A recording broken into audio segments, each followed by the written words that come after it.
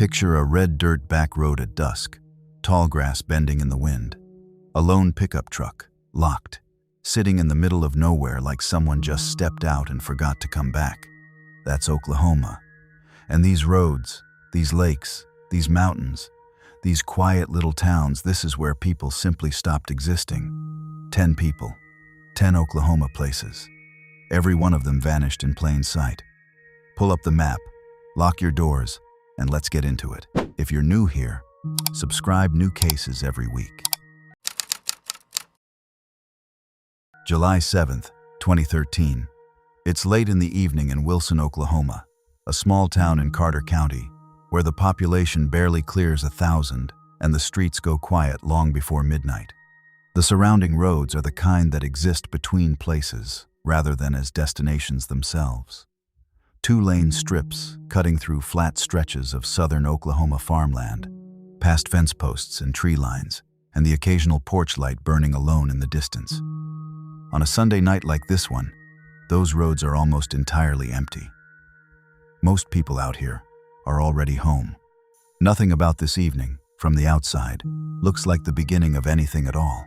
A Carter County Sheriff's deputy is running routine patrol when a car blows past him at a speed that makes no sense for these roads.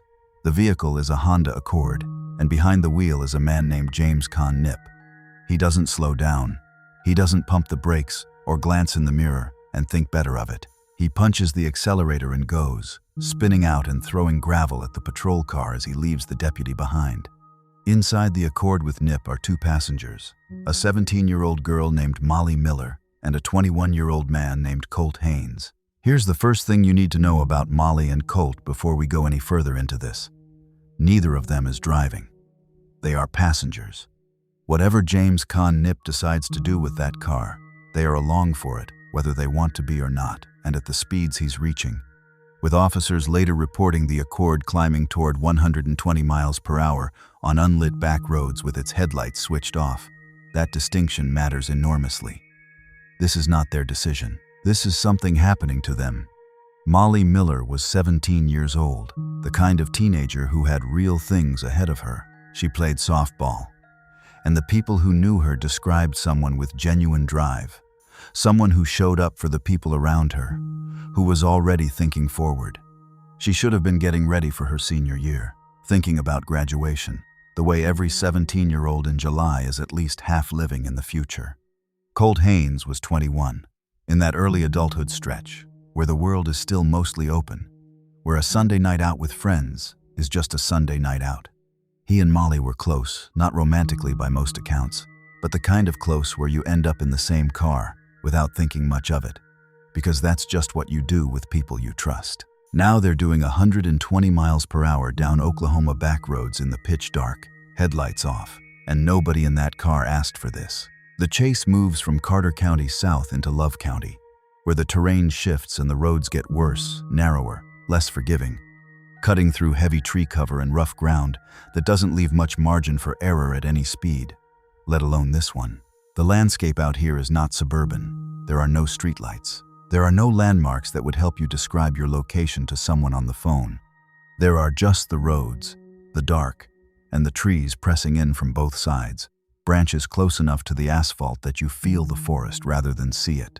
The deputy pursues as long as he safely can. This is the critical detail that will define everything that comes after. At a certain point, officers made the decision to break off the chase. The roads were too dangerous, the speeds too extreme, the risk to anyone else who might have been on those roads too real. It was the kind of call that looks reasonable on paper and catastrophic in hindsight. The Accord kept going. This is where it stops being normal. In the early hours of July 8th, sometime around 12:47 in the morning, Molly Miller called 911. The call connected, and then it dropped. She hung up, or the line cut out, or something happened in that car, or on that road that ended the call, before she could say anything that would help anyone find her. What she was trying to report, what she was seeing out the window, what was happening in those seconds before the line went dead, officially unknown. Around the same time, Colt Haynes was on the phone with his friends. He told them he was hurt, that he'd broken his ankle, that he was down in a ditch somewhere near Long Hollow Road in Love County. He was specific enough, grounded enough in what he was describing, that the people he called felt certain they could find him.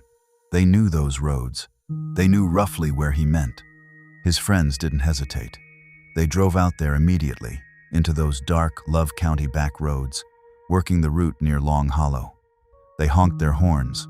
They rolled down the windows and shouted his name out into the dark, listening for anything that came back. And Colt, apparently still on an open phone line with them, told them he couldn't hear them. Think about that for a moment.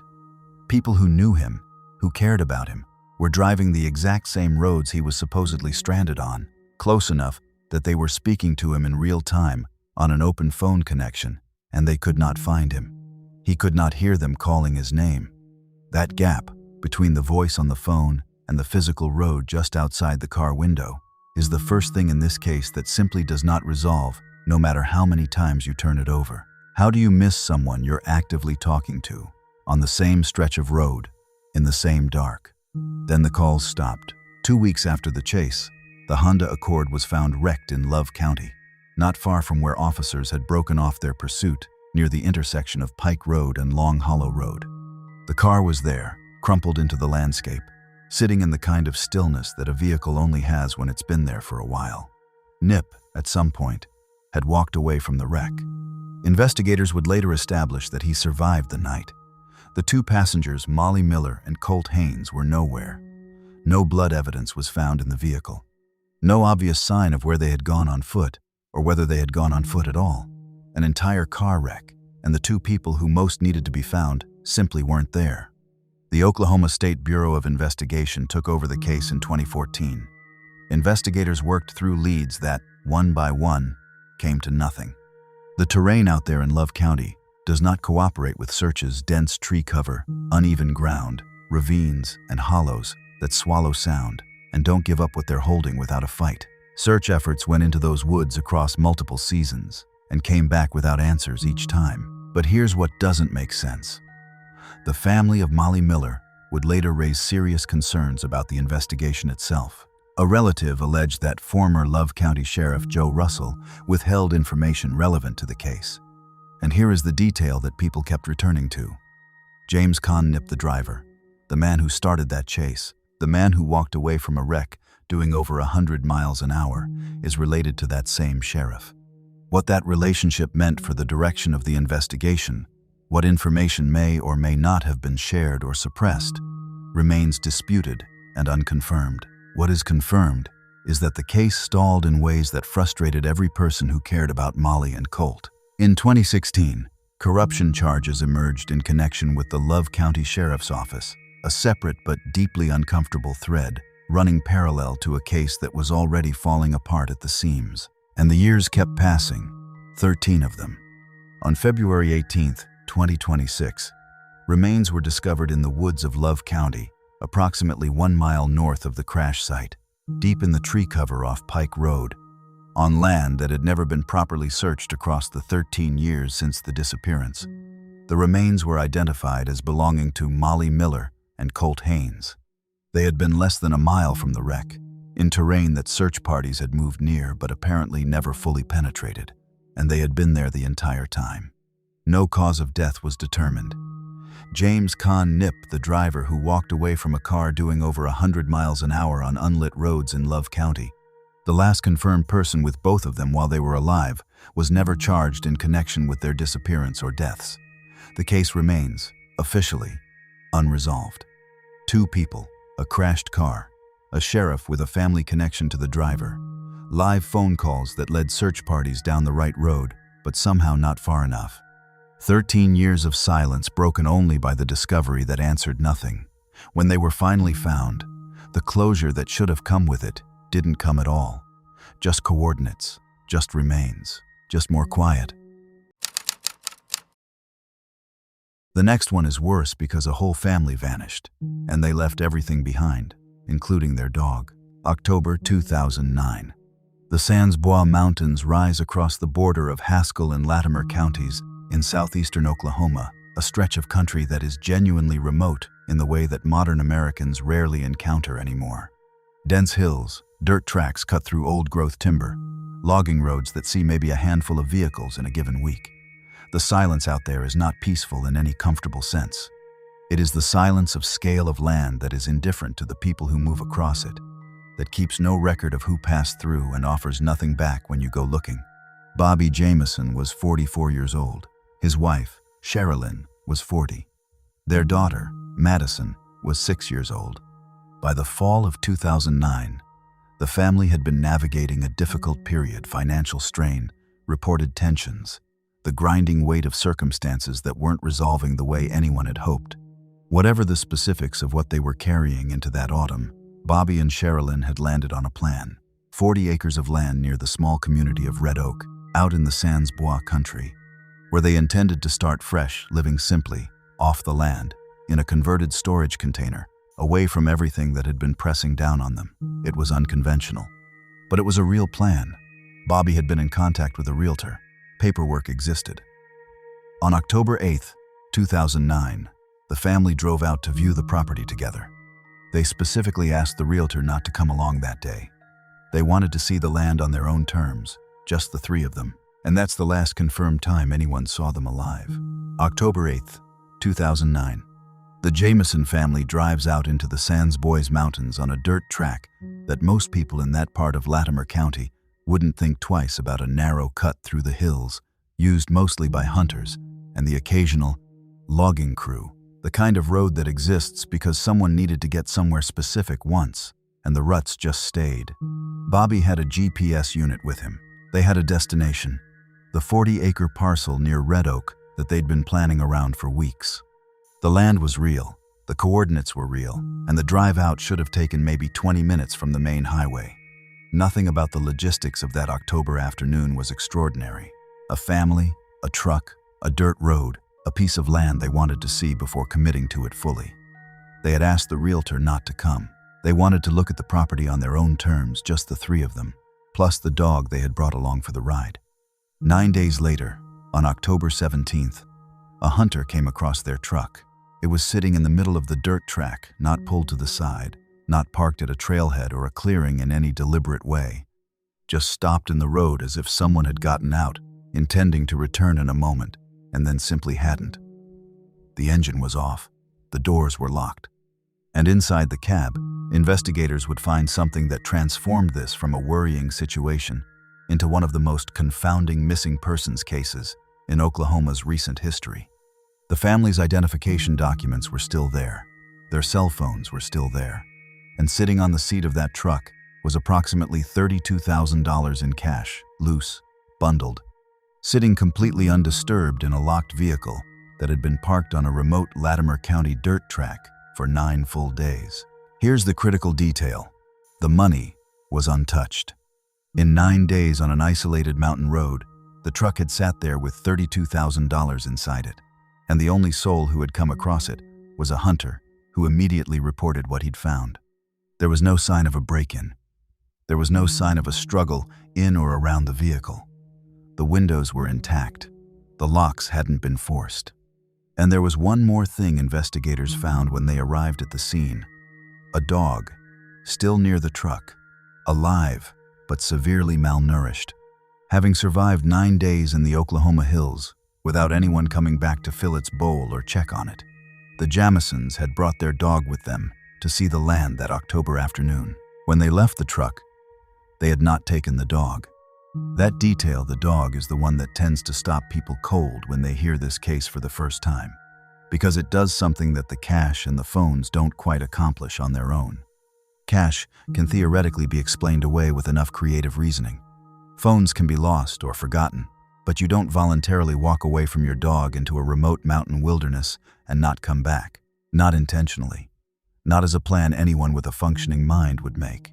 The dog being there, starving and waiting beside a locked truck on a dirt road in the Sans Bois, meant that whatever happened to the Jamison family happened fast enough, or violently enough, or strangely enough, that no one had the chance to make any arrangements at all. No one had looked at that animal and made a conscious decision about what to do with it. They were just gone, and the dog had no way to follow. The search that followed was extensive by the standards of what that terrain allows. The Latimer County Sheriff's Office went into those hills, and the FBI got involved, and search teams combed the ground around where the truck had been left. The Sans Bois Mountains are not kind country for a ground search. The hills roll without warning, and the tree cover is dense enough that visibility drops sharply once you're more than a few feet into the tree line. The hollows between ridges collect shadow in a way that makes distance deceptive. You can be looking directly at a patch of ground 30 feet away and genuinely not see what's on it, especially as the October leaves come down and start to pile. Search teams worked the area around the truck in expanding grids and found nothing. No footprints leading anywhere useful. No campsites, no evidence of a shelter, no sign that the family had moved through the landscape and left any record of their passage in any direction. The land had absorbed them completely. Investigators dug into the Jamisons' recent history looking for a thread they could pull. What they found added layers of strangeness without resolving anything. There had reportedly been talk of threats from someone connected to the area. The precise nature of those threats and who may have made them was never clearly established in any public record. There were accounts of unusual behavior in the weeks leading up to the October trip, including security footage from the family's home, showing Bobby and Sherilynn carrying boxes to and from their truck in what multiple witnesses described as a strangely mechanical, almost vacant manner, moving without apparent conversation, without any visible urgency or emotion, back and forth from the house to the vehicle, in a way that some people who reviewed the footage later described as deeply unsettling.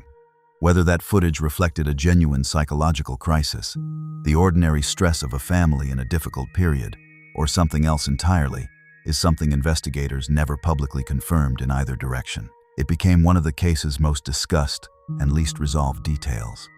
Sherilynn's brown briefcase was never found. The handgun she was known to carry was never recovered. Whatever those two items might have told investigators about what the family was anticipating that day, whether they were expecting trouble, whether they were planning something, whether the briefcase contained something relevant to why $32,000 was sitting on the seat of a locked truck in the middle of a dirt road, that information went into the mountains with them and has not come back, and the months turned into years. For 4 years and roughly a month, the Jamison family was simply missing. Officially open, actively cold. The leads dried up one after another, until there were no more leads left to run down just the open, unanswered question of where 3 people and a GPS unit and a missing briefcase and a missing gun had gone on a mountain road on an October afternoon in Latimer County. Sheriff's investigators noted in the years that followed that the heavy leaf fall in October and November of 2009 may have covered remains that would otherwise have been visible from the ground during early searches. The mountains run on their own schedule. The seasons were not interested in helping. On November 16, 2013, deer hunters working the Sans Bois Mountains found skeletal remains. Then, more remains nearby. Then, remains small enough to belong to a child. 3 sets of human bones, scattered across a hillside less than 3 miles from where the truck had been found 4 years earlier, in terrain that had been searched before or searched near, but apparently not that specific slope, at that specific time of year, with the leaf covered down and the right eyes moving slowly enough across the ground to catch what was there. The remains were recovered, transported, and sent for forensic analysis. The identification process took additional months, a testament to both the condition of the remains after 4 years in those hills and the painstaking work required to establish certainty from skeletal evidence alone.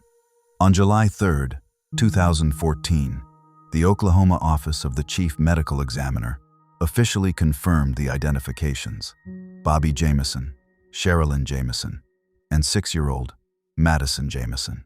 The cause of death for any of the 3 was never determined. The manner of death, whether accident, exposure, murder, or something else, remains officially unknown to this day. The medical examiner could not establish from the skeletal remains what had ended 3 lives in those hills, or in what sequence, or under what circumstances. The missing briefcase was never recovered. The missing gun was never recovered. The $32,000 in cash went into evidence and answered nothing about why it had been left behind. The theories that circulated in the years surrounding the discovery drug involvement, a targeted killing staged to look like something else, a cult-related theory that received significant media attention, an accident or series of events that no one survived long enough to report, remain exactly what they have always been: theories, unconfirmed, uncharged, unresolved. No one has ever been charged in connection with the deaths of Bobby, Sherilynn, or Madyson Jamison. The case file stays open. A family drove into the mountains to look at 40 acres of land they wanted to make into a fresh start. They left their dog. They left their cash. They left their phones and their IDs and their truck sitting locked in the middle of a dirt road.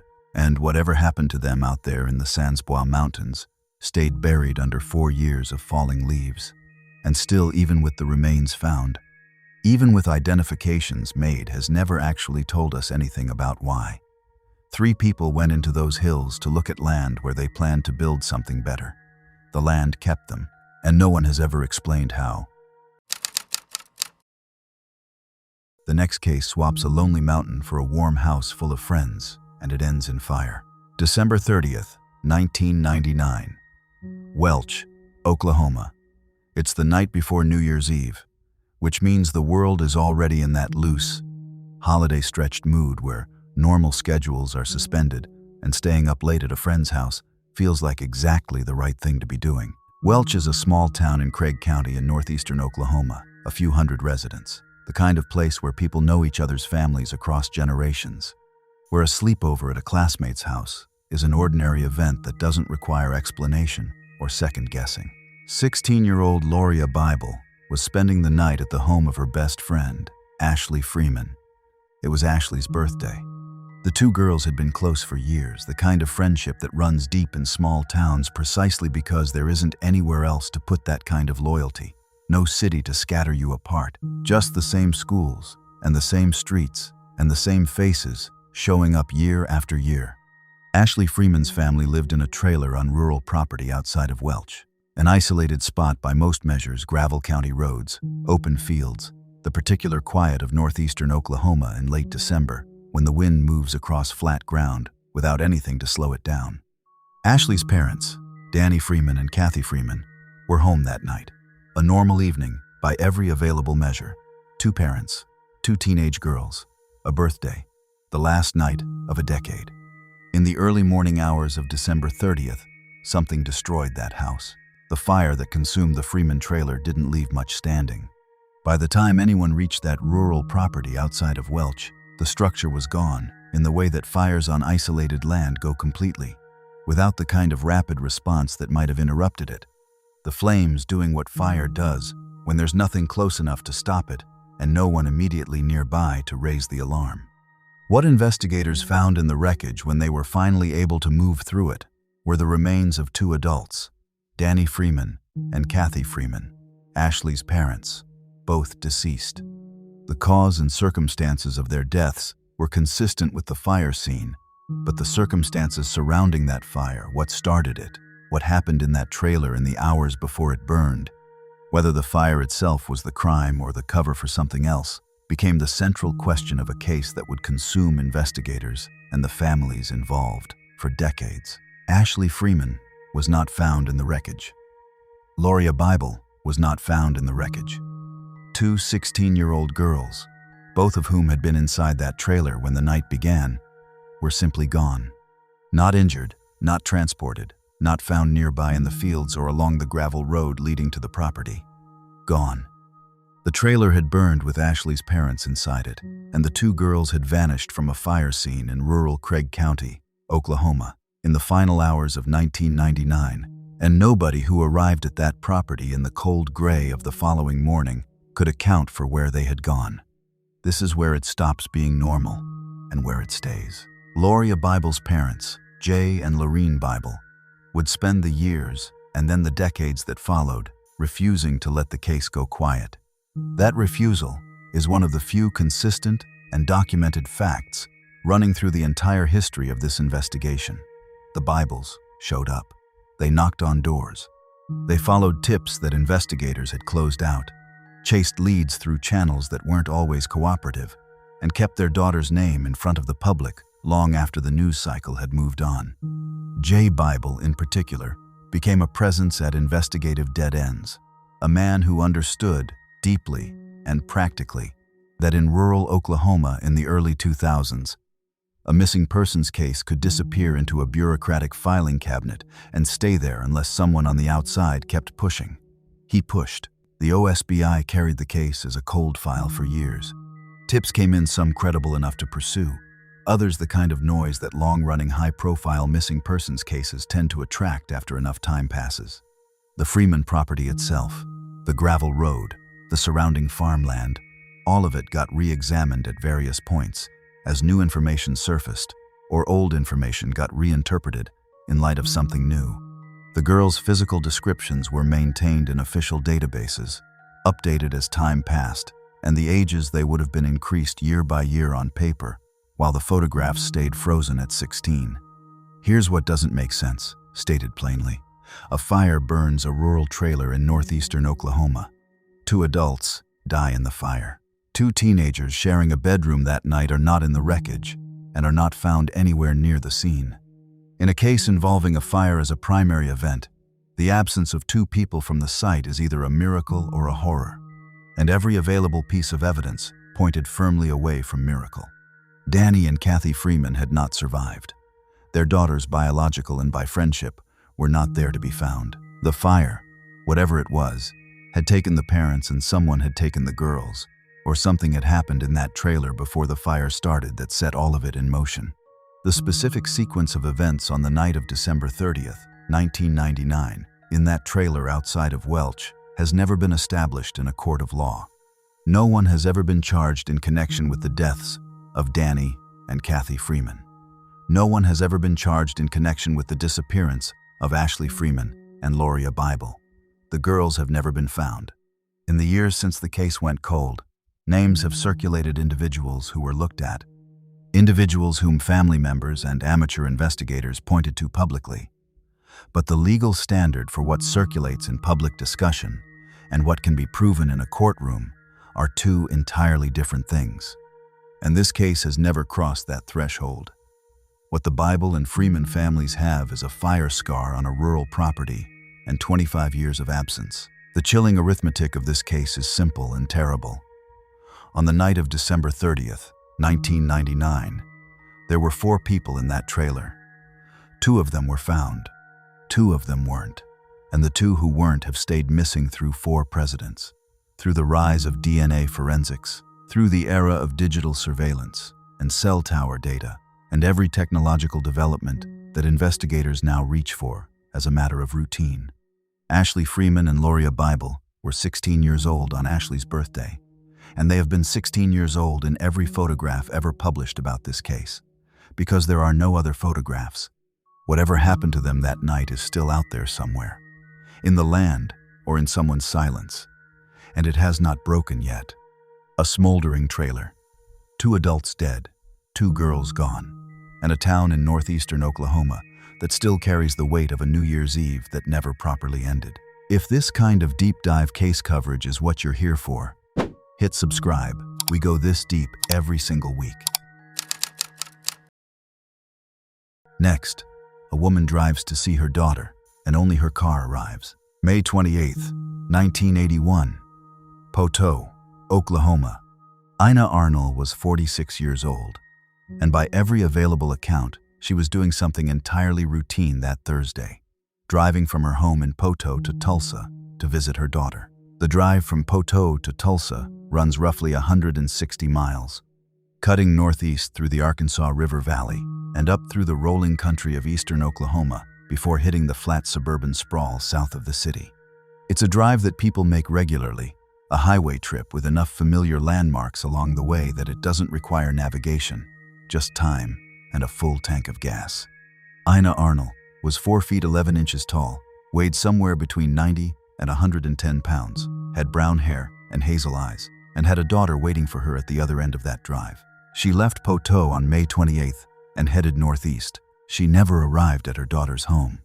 Here's the critical detail, and it's the one that pulls the floor out from under any straightforward explanation. The next day, Ina Arnall's car was found in the parking lot of Tulsa International Airport, not at her daughter's address, not pulled over on the highway somewhere between Poteau and the city, not at a rest stop or a gas station or a motel where you might imagine a woman stopping if something had gone wrong with the car or with her health, at the airport. Sitting in a parking structure designed for people who are traveling somewhere by plane, a place Ina Arnall by all available information, had no reason to be. She was not booked on a flight. She was not meeting someone arriving on a flight. The car was simply there, in the lot, as if she had parked it and walked into the terminal, and then nothing. Think about the specific strangeness of this detail. The airport is not on the route from Poteau to her daughter's house in any natural sense. You don't accidentally end up in an airport parking lot the way you might accidentally take a wrong exit and find yourself in an unfamiliar neighborhood. An airport lot requires a deliberate turn, a deliberate navigation to a specific structure, a deliberate act of parking in a place designed for departure. Ina Arnall's car being there means she went there, or someone drove her car there after she was no longer in it. Both possibilities are disturbing in entirely different ways. The OSBI opened a cold case file on Ina Arnall that remains open to this day. Investigators in 1981 and the years following worked through the possibilities that a parked car at an airport presents. Did she board a flight under a different name? Did she meet someone at the airport who took her somewhere else? Did something happen to her in that parking lot, or before she reached it, and someone else moved the car to create the appearance of a voluntary departure? None of those threads, in the more than 40 years since Ina Arnall left Poteau to see her daughter, have produced a confirmed answer. She has not been seen or heard from since that May afternoon. Her daughter, who was waiting for her, has never had an explanation for why her mother's car ended up in an airport lot instead of her driveway. An empty car in a lot full of departures for a woman who never flew. That image, a parking space taken by a vehicle whose driver simply isn't anywhere, is the kind of thing that sits with you if you let it. Thousands of people moved through that airport in the days and weeks following May 28, 1981. People with tickets and boarding passes and plans. People saying goodbye at the curb. People picking up luggage from the carousel. All the ordinary machinery of travel running exactly as it should. And somewhere in that lot, Ina Arnall's car sat quietly among all of it, holding an absence that has never been filled. Now go back further, much further, because the next case comes from 1958, from a roadside on United States Highway 77, and it starts with a young woman waiting for a bus that should have taken her home. May 31st, 1958. Moore, Oklahoma. The Crown Motel sits along United States Highway 77, which, in the late 1950s, was a primary artery through central Oklahoma, the kind of road that carried the ordinary traffic of post-war American life. Traveling salesmen and families on weekend drives, and young people moving between towns on public buses that ran scheduled routes up and down the highway's length. Carol Batterman was 19 years old and newly married, which in 1958 meant something specific about the texture of her daily life. A young woman in the first year of a marriage, in a small Oklahoma town, standing on a highway shoulder, waiting for a southbound bus to take her somewhere she needed to go.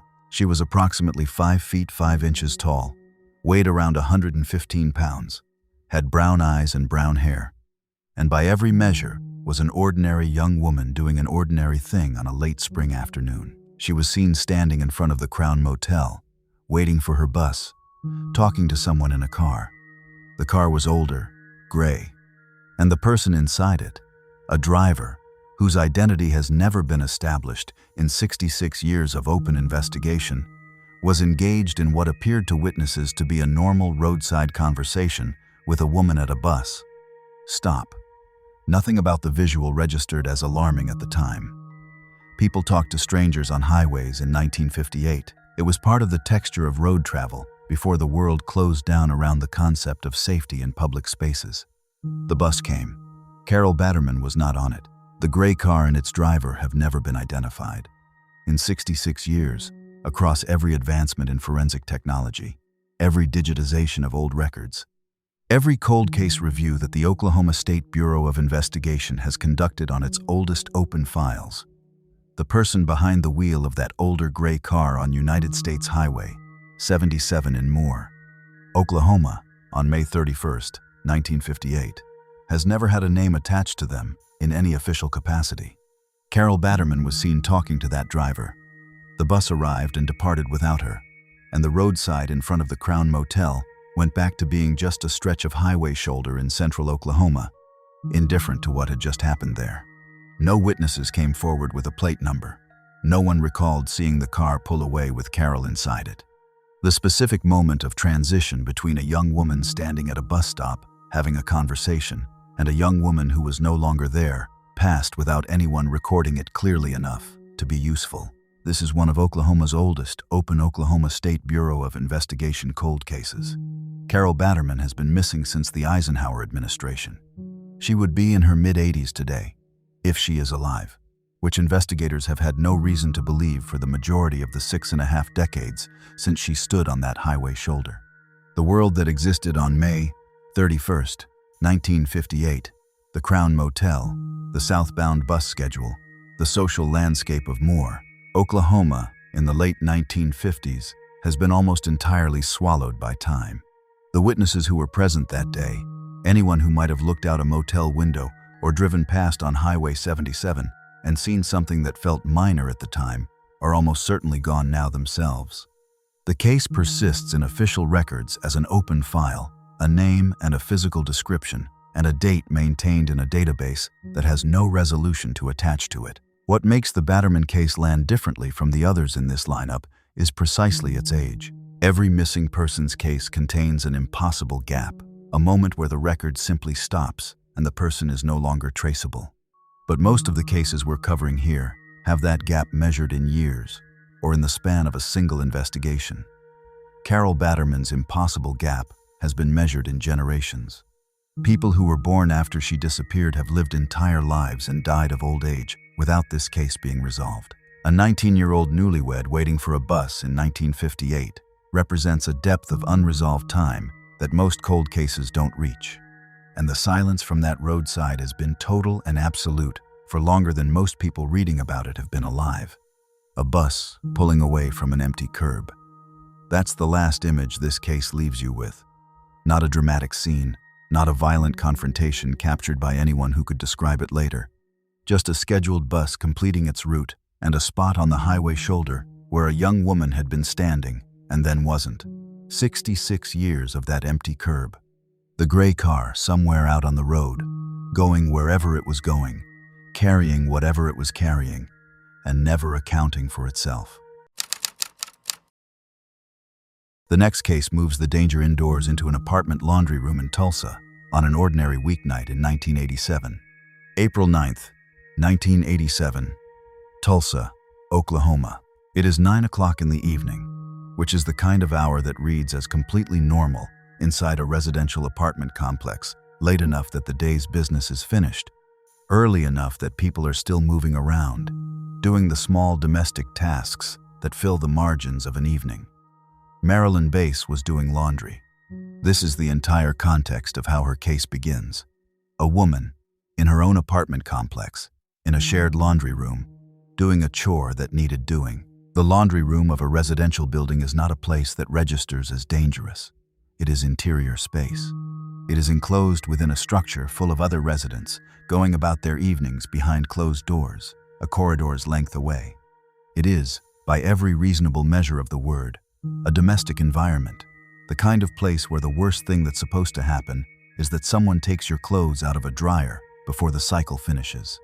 Marilyn Base was abducted from that laundry room on April 9th, 1987, at 9 o'clock at night. The specific details of how that abduction unfolded, how someone gained access to the laundry room, whether Marilyn knew the person who took her or encountered a stranger, whether there were sounds or signs that reached anyone in the surrounding units, are not part of the public Oklahoma State Bureau of Investigation record in any detailed form. What the record contains is the outcome.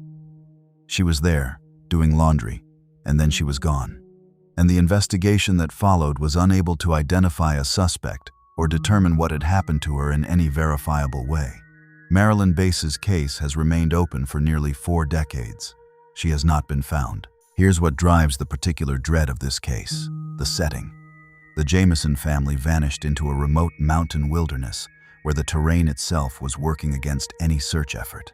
Carol Batterman disappeared from a highway shoulder where a stranger in a car had an easy mechanism for taking someone away without immediate witnesses. Those disappearances happened in environments that, however terrible, contain a kind of geographic logic, remote places where the absence of people is part of the landscape. Marilyn Base disappeared from inside a building, from a room that existed within a complex full of neighbors and shared walls, and the ordinary ambient noise of a residential evening. The danger in her case didn't come from remoteness or isolation. It came from the fact that domesticity, the feeling of being enclosed within a familiar, populated space, offers less protection than it looks like it does. A laundry room at 9 o'clock on a Thursday, a running dryer and an open door, and then nothing. The Oklahoma State Bureau of Investigation cold case file on Marilyn Base remains open. Her abductor has never been identified in any public record. Whatever happened to her after she was taken from that Tulsa apartment complex laundry room on April 9, 1987, is officially unknown. Now this is where the case turns dark in a different direction, because the next disappearance doesn't happen in a remote wilderness, or from a roadside, or from a building with shared walls and nearby neighbors. It happens from a man's own front door, and the people he leaves with are people nobody can describe. September 27, 1988, Kansas, Oklahoma. Not the state, the town. Kansas, Oklahoma, sits in Delaware County, in the northeastern corner of the state. One of those small communities that exists in the particular geography of rural America, where the town itself is a loose collection of houses and a main road and a sense of shared identity that doesn't require a large population to feel real. It is the kind of place where people know who belongs and who doesn't, where an unfamiliar vehicle parked on a residential street is something that registers, at least in passing, in the peripheral awareness of people going about their days. Johnnie H. Ball was 60 years old. He was 5 feet 7 inches tall, weighed around 220 pounds, had brown hair and blue eyes, a physical description detailed enough that it reads as a real person, which of course is exactly what he was. A 60-year-old man living in a small northeastern Oklahoma town, with whatever shape his daily life had taken by the fall of 1988. On September 27th of that year, Johnnie Ball was last seen leaving his house with unknown persons in an unknown vehicle. That phrase, unknown persons, unknown vehicle, is doing a significant amount of work in this case, and it's worth sitting with for a moment. It means that investigators, in the course of their inquiry into Johnnie Ball's disappearance, were unable to establish who he left with or what they were driving. Not that the vehicle was described vaguely, not that the companions were sketched in general terms. Unknown. No plate, no make, no model, no physical description of the people standing at his door or waiting in the vehicle at the curb. A 60-year-old man walked out of his own house in a small town in Delaware County with people no one could identify, into a vehicle no one could describe, and was never seen again. Here's the critical detail about what this means for the investigation. Without a vehicle description, you have no starting point for tracing a route. Without identified companions, you have no one to question, no one to locate, no one to build a timeline around. The standard investigative architecture that a missing persons case is built on. Who was the last person seen with the subject? What were they driving? Where were they likely going? Collapses entirely when the answers to the first two questions are both unknown. Investigators working the Ball case had a last confirmed location, which was his home, and a last confirmed action, which was departing with people in a vehicle, and almost nothing else to work with as a foundation. The Oklahoma State Bureau of Investigation file on Johnnie H. Ball has remained open since 1988. He has not been found. The persons who came to his house that September morning in Kansas, Oklahoma, whoever they were, whatever relationship they had to him, whatever destination they were traveling toward, have never been publicly identified. The vehicle has never surfaced in any record connected to the case. An open front door and tire tracks leading nowhere. That's the complete geography of what this case left behind. A house, a threshold crossed, and then the absence that filled in behind him. 36 years of that open file. 36 years of a description maintained in a database. 60 years old, 5 to 7, brown hair, blue eyes for a man who left his own front door on a Tuesday morning in northeastern Oklahoma and did not come back, with people whose names nobody knows, in a vehicle that never appeared in any subsequent record. The silence around Johnnie Ball's case is a particular kind of silence. not the silence of remote terrain or the silence of a fire that destroyed evidence, but the silence of simple, total, human absence. He stepped out. He got in a car with someone. And the world closed over both of those facts completely. The next case shifts from a small-town front door to a college campus, and it starts with what sounds like an act of ordinary generosity. A young man offers someone a ride, a short trip between two small Oklahoma towns. And then the truck, the plate, the driver, all of it simply stops existing. December 13th, 2004. Tahlequah, Oklahoma. Northeastern State University sits in the Cherokee County seat, a mid-sized college town in eastern Oklahoma where the hills begin to build toward the Ozark Plateau, and the Illinois River cuts through country that is genuinely beautiful in the way that eastern Oklahoma gets beautiful, green, and rolling, with a scale that doesn't announce itself dramatically, but accumulates quietly the longer you're in it. Tahlequah has a specific cultural weight as the capital of the Cherokee Nation, a town with deep history and a university population that gives it the particular dual texture of a place that is simultaneously ancient and perpetually young with each incoming class. Stephan Adams was connected to Northeastern State University, and on December 13th, 2004, he told a friend that he was giving someone a ride to Keys, Oklahoma, a small community roughly 15 miles northeast of Tahlequah, a short drive through Cherokee County that under normal circumstances takes maybe 20 minutes on the highway. He was driving a white 1995 GMC pickup truck with chrome bed rails and an Oklahoma license plate that has been listed in official records ever since, SCQ 714.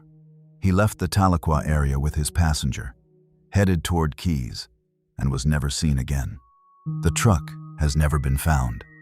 That is the detail that separates the Stephan Adams case from a standard missing persons file in a way that compounds the mystery considerably. When a person disappears and investigators have a vehicle to work with, the vehicle becomes an anchor point, something physical and identifiable that can appear in traffic, camera footage, that can be spotted by a patrol officer on a routine stop, that can turn up in a salvage yard or a field or a ravine in a way that generates a geographic lead, even when the person inside it doesn't. A specific vehicle with a specific plate is a thread that tends to surface somewhere, eventually, in an era of interconnected records and routine license checks. Oklahoma plate SCQ 714, a white 1995 GMC pickup with chrome bed rails. That is a distinctive enough description that it should have appeared somewhere in 2 decades of normal law enforcement activity. It has not. The passenger Adams was driving to Keys has never been publicly identified in any verified record connected to this case. The friend he told about the ride, the person who constitutes the last confirmed witness to his stated intentions, that December afternoon was unable to provide information that allowed investigators to establish who he was, transporting, or why. Someone asked Stephan Adams for a ride to a small community 15 miles up the road, and Adams said yes, the way people say yes to short favors, the way drivers in close-knit communities do without thinking much of it, because 15 miles to Keys and back is not an adventure. It is an errand. It is the kind of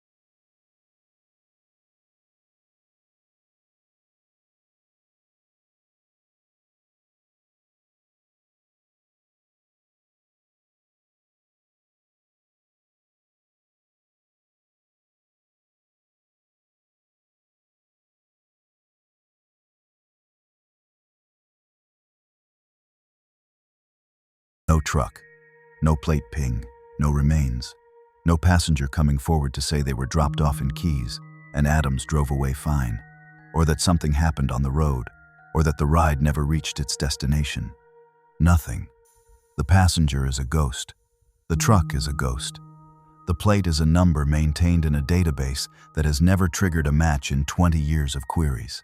A specific license plate that never pings again. That image contains the entire architecture of this case, an identifying detail precise enough to theoretically resolve everything, sitting in an open file, generating silence across 2 decades.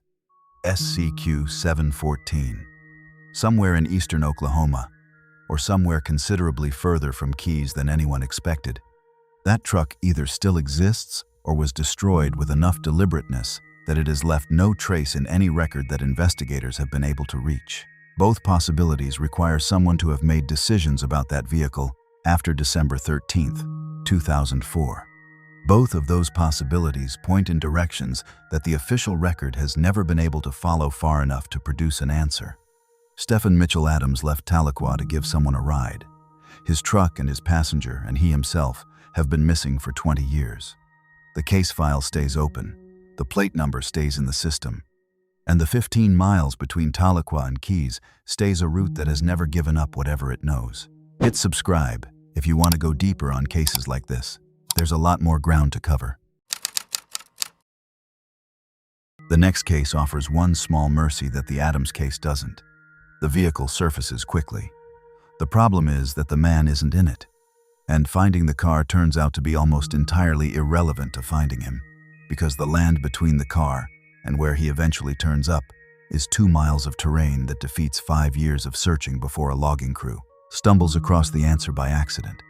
January 29, 2001. Madyson County, Oklahoma. If you have never spent time in the Kiamichi country of southeastern Oklahoma, it is difficult to fully communicate what that landscape does to a search effort. The Kiamichi Mountains are the southwesternmost reach of the Ouachita Range, a system of ridges and hollows and densely forested slopes that run along the Oklahoma-Arkansas border in a configuration that rewards neither grid searches nor casual navigation. The terrain rises and falls without predictable pattern. The tree cover in the hollows, pine and oak and scrub, layered and tangled in the way that forest floor accumulates over decades without significant human interruption, reduces ground-level visibility to a matter of feet in some locations. Trails that appear on maps don't always correspond to passable routes on the ground. Water moves through the hollows in ways that shift the landscape seasonally, making a slope that was traversable in August a different proposition entirely in January. This is country that does not make itself legible to people who are moving through it quickly, and it does not give up information easily or on demand. Jeffrey Ben went missing from Madyson County on January 29, 2001.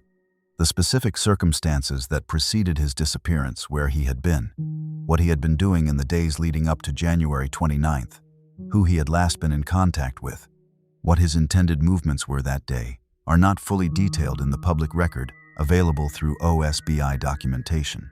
His age and the specific details of his daily life at the time of his disappearance are not established in the verified public sources available for this case, and rather than fill that absence with invented detail, what can be said with certainty is this: a man went missing in one of the most demanding and unforgiving landscapes in Oklahoma, and the landscape did what it does. His vehicle was located shortly after his disappearance, northeast of Clayton, Oklahoma, a small Madyson County community that sits in the foothills of the Kiamichi Mountains, where the elevation begins to build and the roads narrow toward the ridgelines. The vehicle being found quickly should have been an advantage. In most cases, a recovered vehicle near a disappearance site allows investigators to establish a radius, to organize a ground search from a fixed starting point, to bring in search and rescue teams who can work outward from the car in expanding arcs until they find something. The vehicle's location northeast of Clayton gave investigators exactly that starting point. They worked it. They searched the surrounding terrain.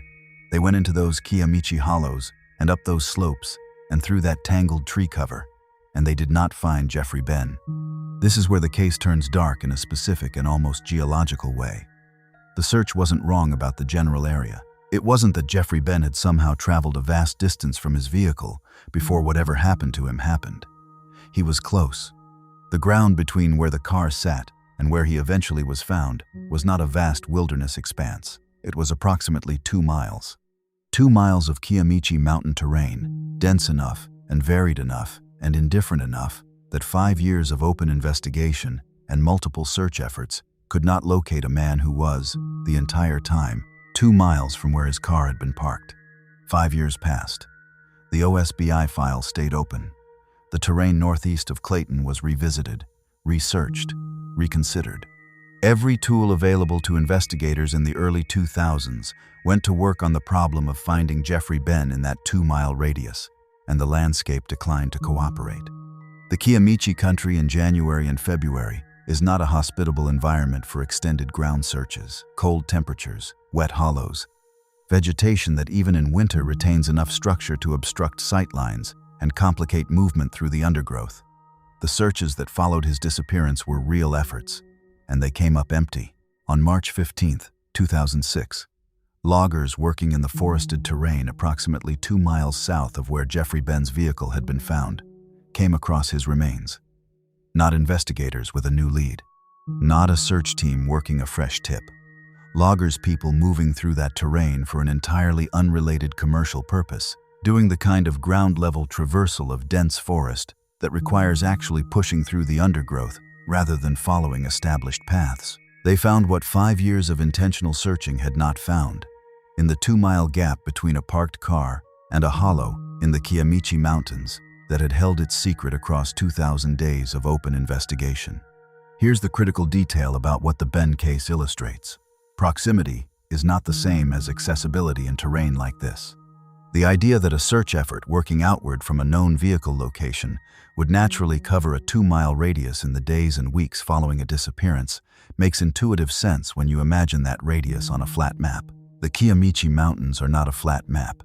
2 miles of that terrain in a January hollow, with the forest floor layered the way it layers in southeastern Oklahoma, is not 2 miles in any sense that a city dweller's internal geometry would recognize. It is 2 miles of a landscape that actively resists the kind of human movement that a search requires, and it kept Jeffrey Benn hidden in that resistance for 5 years before a logging crew's machinery moved through it at the right angle on the right morning. The cause and circumstances of Jeffrey Benn's death were not publicly established in any verified source available for this case. How he came to be 2 miles south of his vehicle in the Kiamichi backcountry northeast of Clayton, what led him into that terrain, what happened to him once he was there officially unknown. The OSBI file reflects a case in which the physical resolution came 5 years late, and the explanatory resolution has not come at all. Loggers moving through dense southeastern Oklahoma forest on a March morning in 2006, stumbling onto remains that had been there since January 2001 or thereabouts.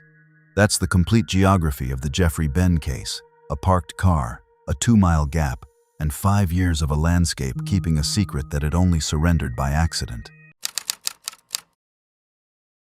The next case is the one that haunts differently than all the others because it's a child, and because the only image anyone has of who he might be now was generated by a computer, aging a face that nobody has seen in 25 years. April 9th, 2000.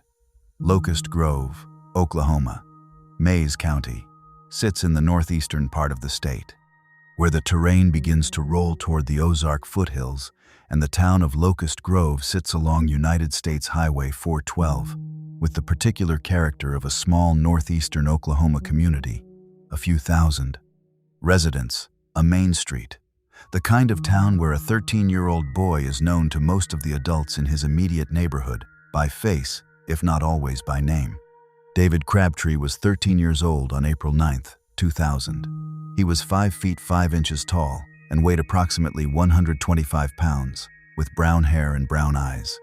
He is listed in OSBI records as a Native American male. He was last seen at his home in Locust Grove, and then he was gone. There are missing persons cases that carry a specific weight that the others don't, and it has nothing to do with the complexity of the investigation or the drama of the circumstances surrounding the disappearance. It has to do with age. David Crabtree was 13 years old. He vanished from his own home in a small northeastern Oklahoma town on an April morning in the year 2000. And the particular horror of that fact is not located in any single dramatic detail. There is no crashed car, no burned trailer, no mountain wilderness swallowing a family whole. The horror is in the simplicity. A child, his home, gone. Those three elements, laid next to each other without elaboration, contain everything that is disturbing about this case, because they shouldn't go together. A 13-year-old boy at his own home in Locust Grove is supposed to be the safest possible configuration of a person in a place. It is the arrangement that represents the baseline of what safety is supposed to mean. The circumstances of exactly how David Crabtree came to be missing from his Locust Grove home on April 9, 2000, are not detailed in the publicly available OSBI record in any verified granular form. What the record contains is the outcome. He was there, and then he was not, and the investigation that followed was unable to locate him or establish definitively what had happened to him. The case was opened and has remained open for 25 years. The OSBI maintains an age-progressed photograph of David Crabtree, a computer-generated image that takes the face of a 13-year-old boy and extrapolates forward to approximate what he might look like at 31, the age he would be today if he is alive. That image exists because investigators and his family have not given up the possibility that he survived whatever happened to him in April of 2000. And because the public is the best distributed search network that a cold case has access to, someone, somewhere, might recognize a face. The age-progressed photograph is the case's quiet way of saying, we are still looking, and we believe looking is still worth doing. But the photograph also carries its own specific sadness that is worth acknowledging plainly.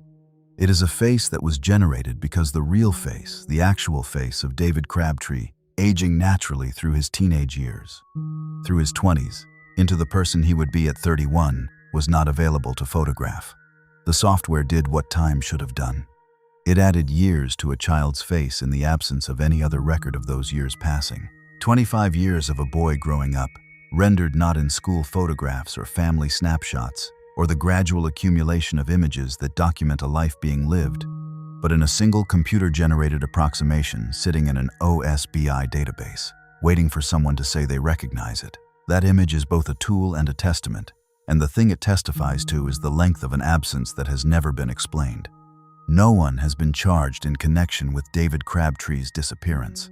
The specific individuals who may have been looked at in the course of the investigation, the specific leads that were pursued and came to nothing, the specific geography of the inquiry that followed his disappearance from Locust Grove, these details are not established in the verified public record in a form that can be responsibly recounted here. What can be said is that a small town in Mays County has been carrying this for a quarter of a century, and that the child who disappeared from a home on April 9, 2000 has never been accounted for in any way that provides closure to the people who loved him or the community that knew him. If David Crabtree is alive, he is 37 years old now, or close to it. If he is not alive, then whatever happened to him in Locust Grove in the spring of 2000 has remained hidden from every investigative effort brought to bear on it across 25 years. Both of those possibilities sit in the OSBI file together, unresolved, neither confirmed nor eliminated, held open by the same principle that keeps every case in this lineup technically active. The absence of a definitive answer means the question must remain open.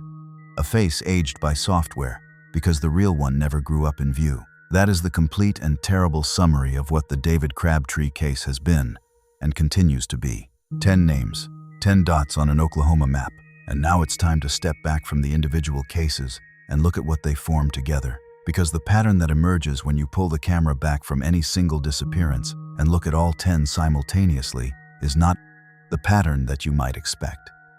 It is not a pattern of dramatic, extraordinary events happening in extraordinary places to people who were doing extraordinary things. It is almost entirely the opposite. Look at the geography first.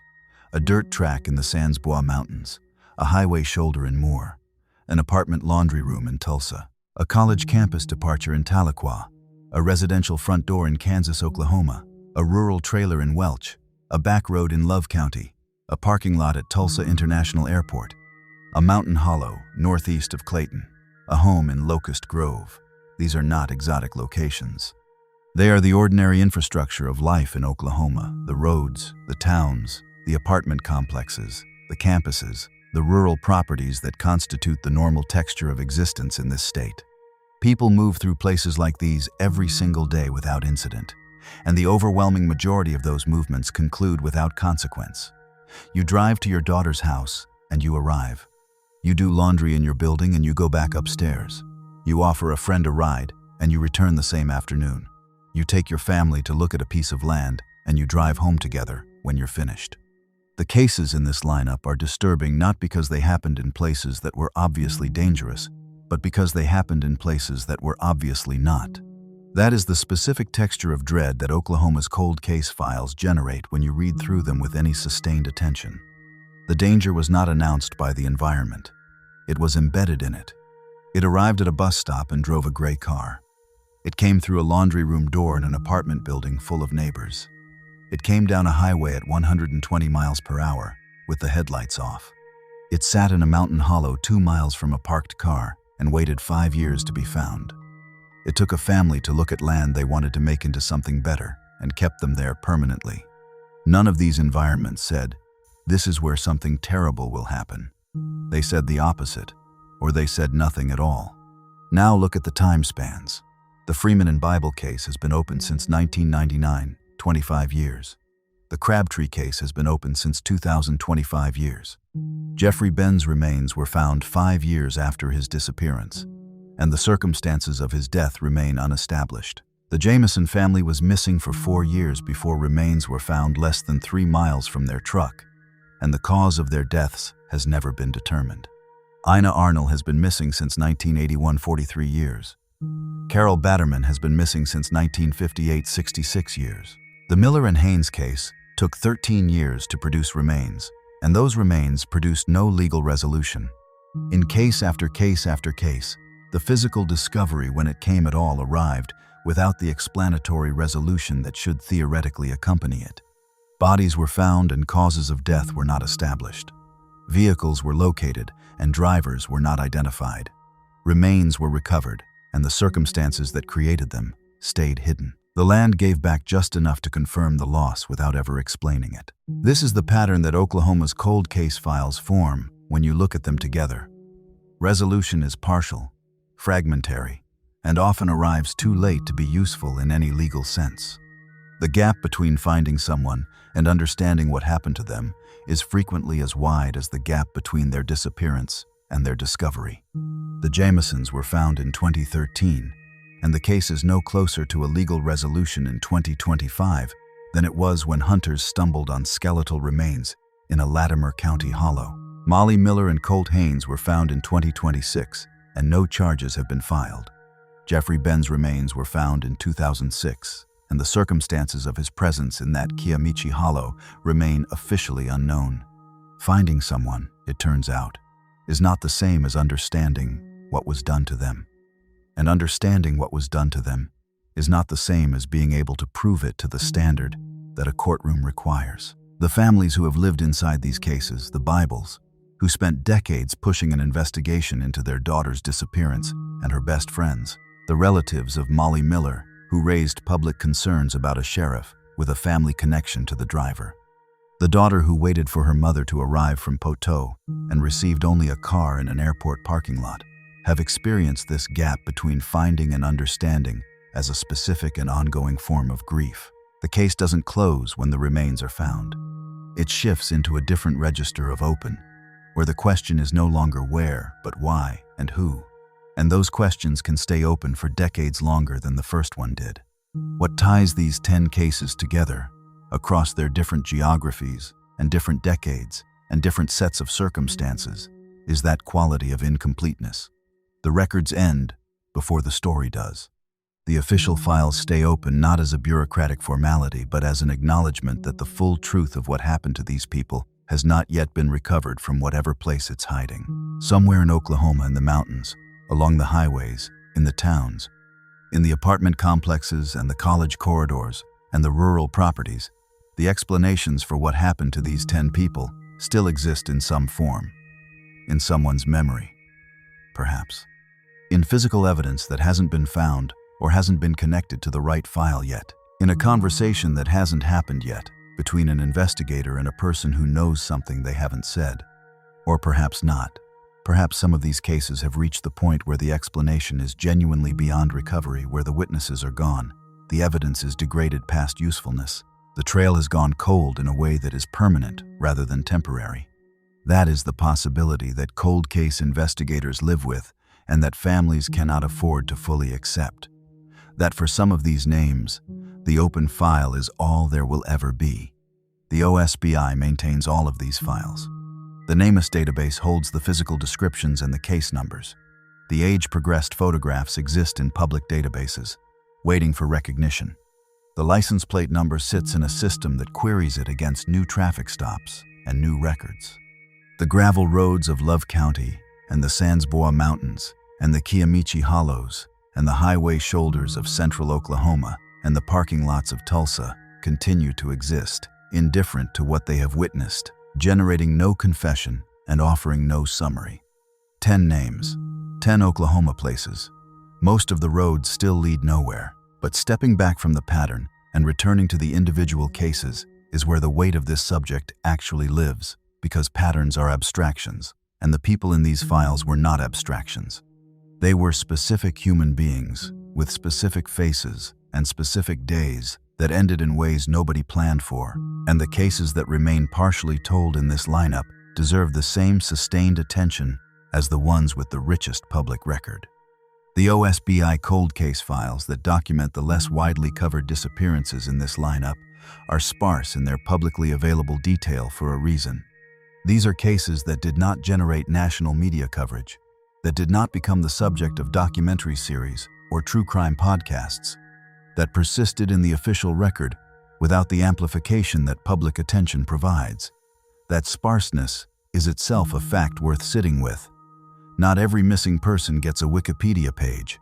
Not every open file generates a podcast episode or a cable television segment. Some of them just stay in the database, maintained by the agency, representing a name and a date and a physical description and an absence that the public largely doesn't know about. Johnnie H. Ball left his home in Kansas, Oklahoma, on September 27, 1988, with people nobody could identify, in a vehicle nobody could describe, and the 36 years since that morning have produced nothing in the public record that advances the case toward resolution. His file sits in the OSBI system, alongside cases that receive considerably more attention, maintained with the same bureaucratic persistence that the agency applies to every open investigation, regardless of public profile.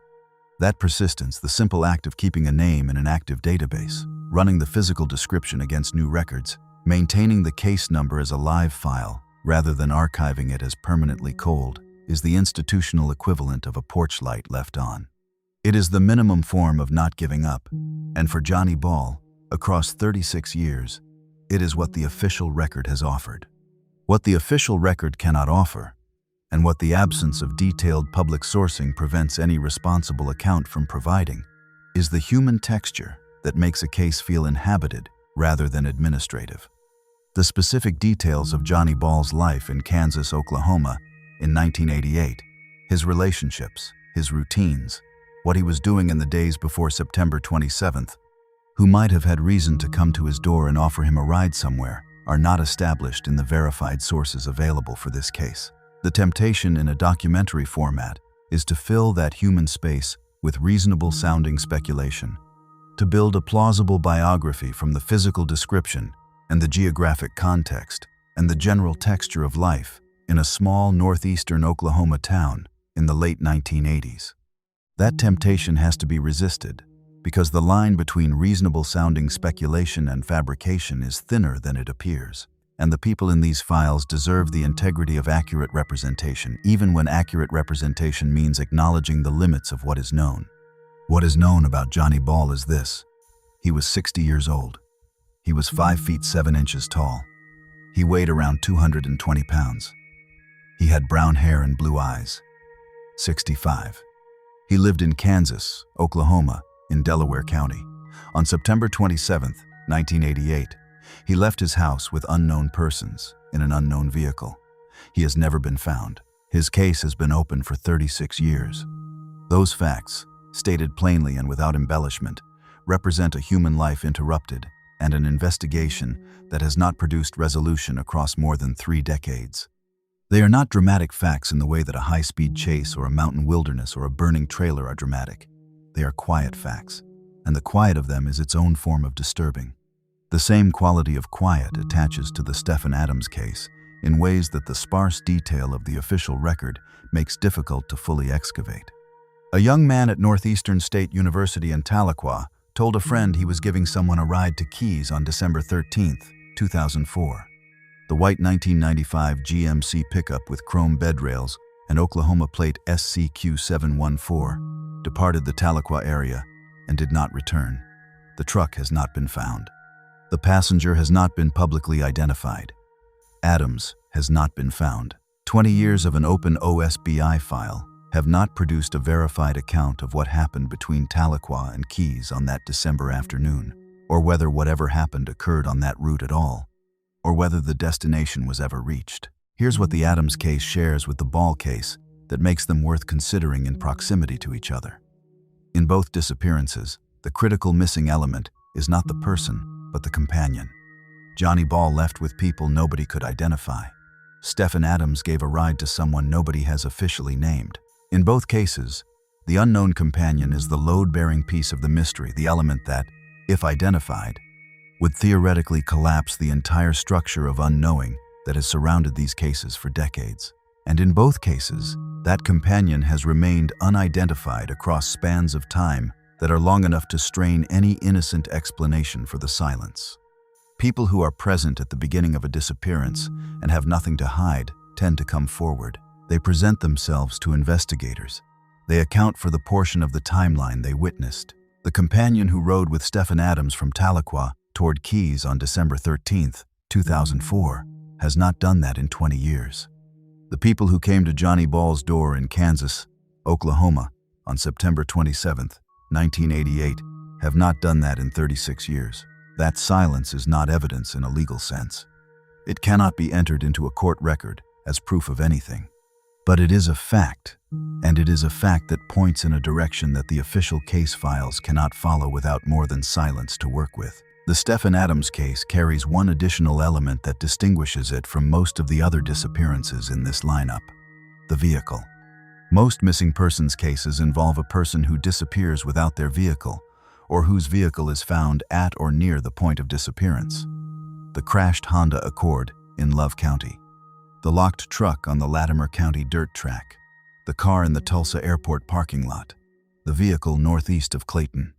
In each of those cases, the vehicle became a fixed point, a physical anchor that established a last confirmed location and gave investigators a starting radius for their search. Stephan Adams took his truck with him, and the truck has never surfaced. The absence of the vehicle removes that anchor entirely. There is no fixed point.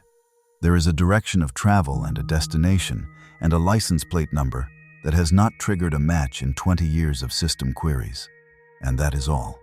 SCQ-714. That plate number has been sitting in the OSBI system since December 2004, running against traffic stops and salvage yard records and vehicle registration databases across 2 decades of routine law enforcement activity. In 20 years, a license plate check is a thing that happens thousands of times in any given state. Routine stops, registration renewals, insurance verifications, salvage yard documentation requirements. Oklahoma plate SCQ-714 on a white 1995 GMC pickup with chrome bed rails should have generated a hit somewhere in that volume of routine activity if the truck still existed in any accessible form. The silence of that plate in 20 years of system queries is either the silence of a vehicle that has been destroyed and disposed of with deliberate thoroughness, or the silence of a truck sitting somewhere sufficiently remote and sufficiently hidden that routine law enforcement activity has not reached it. Neither explanation is innocent. Both require someone to have made decisions about that truck after December 13, 2004. and both of those decisions point toward a person or persons who have maintained silence about those decisions for 20 years. The Adams case, like the Ball case, like the Arnall case, like the Batterman case, represents a category of disappearance that generates a specific kind of investigative frustration. The case where the key that would unlock the entire mystery is known to exist, a companion's identity, a vehicle's location, a gray car's plate number, and simply has not been found or has not been offered. The key is out there. Someone has it. 20 years, 36 years, 43 years, 66 years of open files are the record of investigators trying to find that key without the cooperation of the people who hold it. Now back to Love County, and to the case that opened this entire lineup, because Molly Miller and Colt Haynes deserve a final reckoning that the opening of this documentary could only begin to provide. The February 2026 discovery of their remains, approximately 1 mile north of the crash site in the woods off Pike Road, closed the geographic chapter of their disappearance without closing anything else. Their identities were confirmed. Their location was established. The 13-year gap between the night of July 7th, 2013, and the morning a search team moved through the right patch of Love County woodland finally collapsed into a specific set of coordinates. And then the questions that coordinates cannot answer remained exactly where they had always been. James Con Nip drove a Honda Accord at over 100 miles per hour down unlit Love County back roads, with the headlights off on the night of July 7th, 2013. With 2 passengers who had not chosen the speed or the darkness or the route, he walked away from the wreck. Molly Miller called 911, and the call ended. Colt Haynes told his friends on an open phone line that he was injured and couldn't hear them calling his name from the same roads. The friends drove those roads and did not find him. The car sat wrecked in the Love County terrain for 2 weeks before it was discovered. Nip's family connection to the then sheriff of Love County became a thread that the investigation pulled without producing anything it could use in a courtroom. Corruption charges emerged in the sheriff's office in 2016. The OSBI worked the case for years, and the leads ran out one after another. 13 years later, in a patch of woodland off Pike Road that had never been properly searched, the remains of 2 people who had been alive and on the phone with their friends on the night of July 7th, 2013 were found approximately 1 mile from where the Honda Accord had come to rest. No cause of death was determined. No charges have been filed. The case is officially unresolved. The next case, and the final case in this lineup, is the one that brings us back to the beginning, back to the question that sits underneath all 10 of these files. The question that the cold open posed with a locked truck on a red dirt back road, and that the preceding cases have been building toward in their different ways. What does it mean when people simply stop existing in ordinary places, and the explanations for why they stopped don't follow them back into the light? The answer, if there is one, is not located in any single case.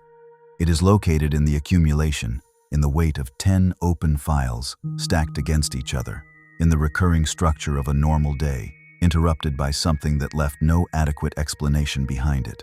But before we arrive at the accumulation, there are threads in the individual cases that deserve one more pass, because the details that seem small on first encounter are often the ones that carry the most weight on reflection. The devil in these cases is almost never in the dramatic moment, the chase, the fire, the crashed car, but in the quiet contradictions that persist long after the dramatic moment has been documented and filed. It is in the $32,000 that nobody touched. It is in the license plate that never pings. It is in the phone call that connected and then went silent. It is in the car parked at an airport by a woman who wasn't flying. It is in the 2 miles between a parked vehicle and a set of remains that defeated 5 years of intentional searching. Let's go back to the Jamison family one more time, because the details of that case contain a layer that the initial reconstruction didn't fully surface. Bobby and Sherilynn Jamison were not, by the accounts available in the public record, having an ordinary autumn in 2009. The period leading up to their October trip to view the Red Oak property was reportedly marked by unusual circumstances, financial difficulties, reported conflicts with individuals in their orbit, and behavioral patterns that people who knew them described as changed from their baseline. The security footage from their home, showing the couple making repeated trips between the house and the truck in what witnesses described as a mechanical, almost dissociated manner, became one of the most discussed elements of the case precisely because it resisted easy interpretation. Were they packing in a hurry because they were frightened of something or someone? Were they in a psychological state that compromised their judgment in ways that made their behavior on the mountain trail dangerous? Were they doing something deliberate that the footage documented without context? None of those interpretive frames has been confirmed by any official source. The footage exists. The behavior it captures is real. What that behavior means, what internal state it reflects, what external pressure it was responding to, has never been established with the kind of evidentiary certainty that would allow investigators to say definitively. This is why the Jamison family drove into the Sans Bois Mountains on October 8, 2009, and did not drive back out. The footage is a window into the days before the disappearance that opens onto a room that nobody can read clearly, and that illegibility is part of what makes the case so persistently unresolved. The $32,000 is the other element that the case keeps returning to, because no explanation for its presence in the locked truck has ever been publicly confirmed as accurate. The theories that circulated that the cash was connected to a property transaction, that it was connected to something more complicated and more dangerous than a property transaction, that it represented a payment of some kind that was never completed, are theories, and they remain theories. What is not a theory is that a family drove into the mountains with that amount of cash on the seat of their truck, and the cash was still there 9 days later when a hunter found the vehicle. Whatever the cash was for, it did not go where it was going. And whatever reason the Jamisons had for carrying it, that reason went into the mountains with them. The missing briefcase and the missing gun are the details that investigators have noted most specifically as potentially significant, not because their absence is inexplicable in a purely practical sense, but because their absence is selective. Nearly everything the Jamisons had with them was left behind. The phones, the IDs, the dog, the cash. The briefcase and the gun were not found with the truck and were not recovered with the remains. In a case where the physical evidence pattern is otherwise one of abandonment, everything left in place, the specific absence of those two items represents a deviation from the pattern that has never been explained. The skeletal remains found by deer hunters in November 2013 were scattered across a hillside in the Sans Bois that search teams had reportedly moved near, but not through in the weeks following the October 2009 disappearance. The medical examiner's inability to determine cause of death from skeletal remains after 4 years in that terrain is not a failure of forensic science. It is the predictable outcome of 4 years of exposure in a mountainous environment that is not kind to physical evidence. Bones tell investigators that people died. They are less reliable at telling investigators how, when the circumstances that created the bone condition include years of weathering, animal activity, and the particular chemistry of southeastern Oklahoma soil in a forested hollow. The Jamison family's cause of death is officially undetermined, not because investigators didn't try, but because the evidence available to them after 4 years in the Sans Bois Mountains could not support a determination that would withstand scientific scrutiny. That outcome, undetermined cause of death for 3 people found less than 3 miles from their locked truck, is the final contradiction that the Jamison case places on the table. It means that even the physical resolution of the disappearance, the discovery of remains that ended the question of where the family was, did not produce the answer to the question of what happened to them. The mountain gave them back in pieces and kept the explanation. The Freeman and Bible case has a similar structure of partial resolution that withholds full understanding, but in a different register. In the Jamison case, the physical remains were found and the circumstances were not established. In the Freeman and Bible case, the circumstances of the fire and the deaths of Danny and Kathy Freeman have been investigated and documented in ways that the public record reflects in general terms. But the legal resolution that would assign responsibility for what happened in that Welch trailer on the night of December 30th, 1999, has never been achieved. And the 2 girls, Ashley Freeman and Lauria Bible, who were 16 years old and celebrating a birthday and doing exactly what 16-year-old best friends do on a December night, have never been found at all. The distinction between those 2 forms of incompleteness matters. The Jamisons were found without an explanation. Ashley and Lauria were never found, which means the explanation for their absence cannot even begin with physical evidence, because there is no physical evidence to begin with. Lauria Bible's parents spent decades pushing an investigation that remained officially cold while they were doing it.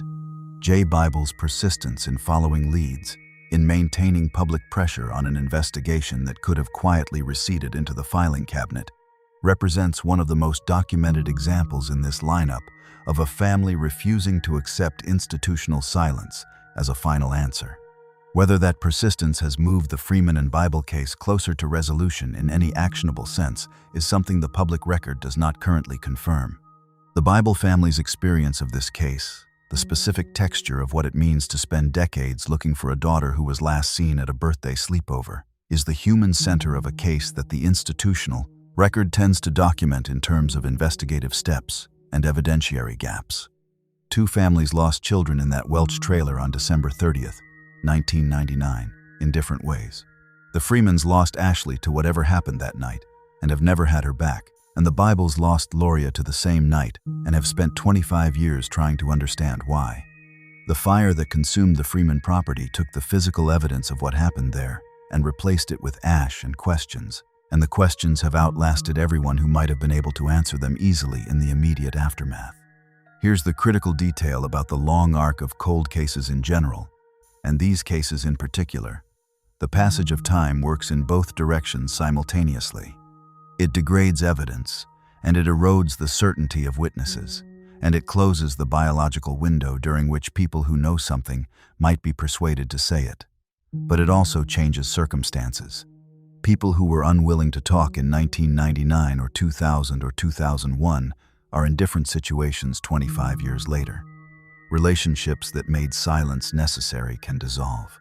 The social or legal pressures that kept someone from coming forward can shift or disappear entirely. The OSBI's maintenance of these files as active investigations is partly an acknowledgement of this, that the information landscape around a cold case is not static, that the passage of time occasionally produces a witness who is finally ready to speak rather than permanently closing the possibility of new information.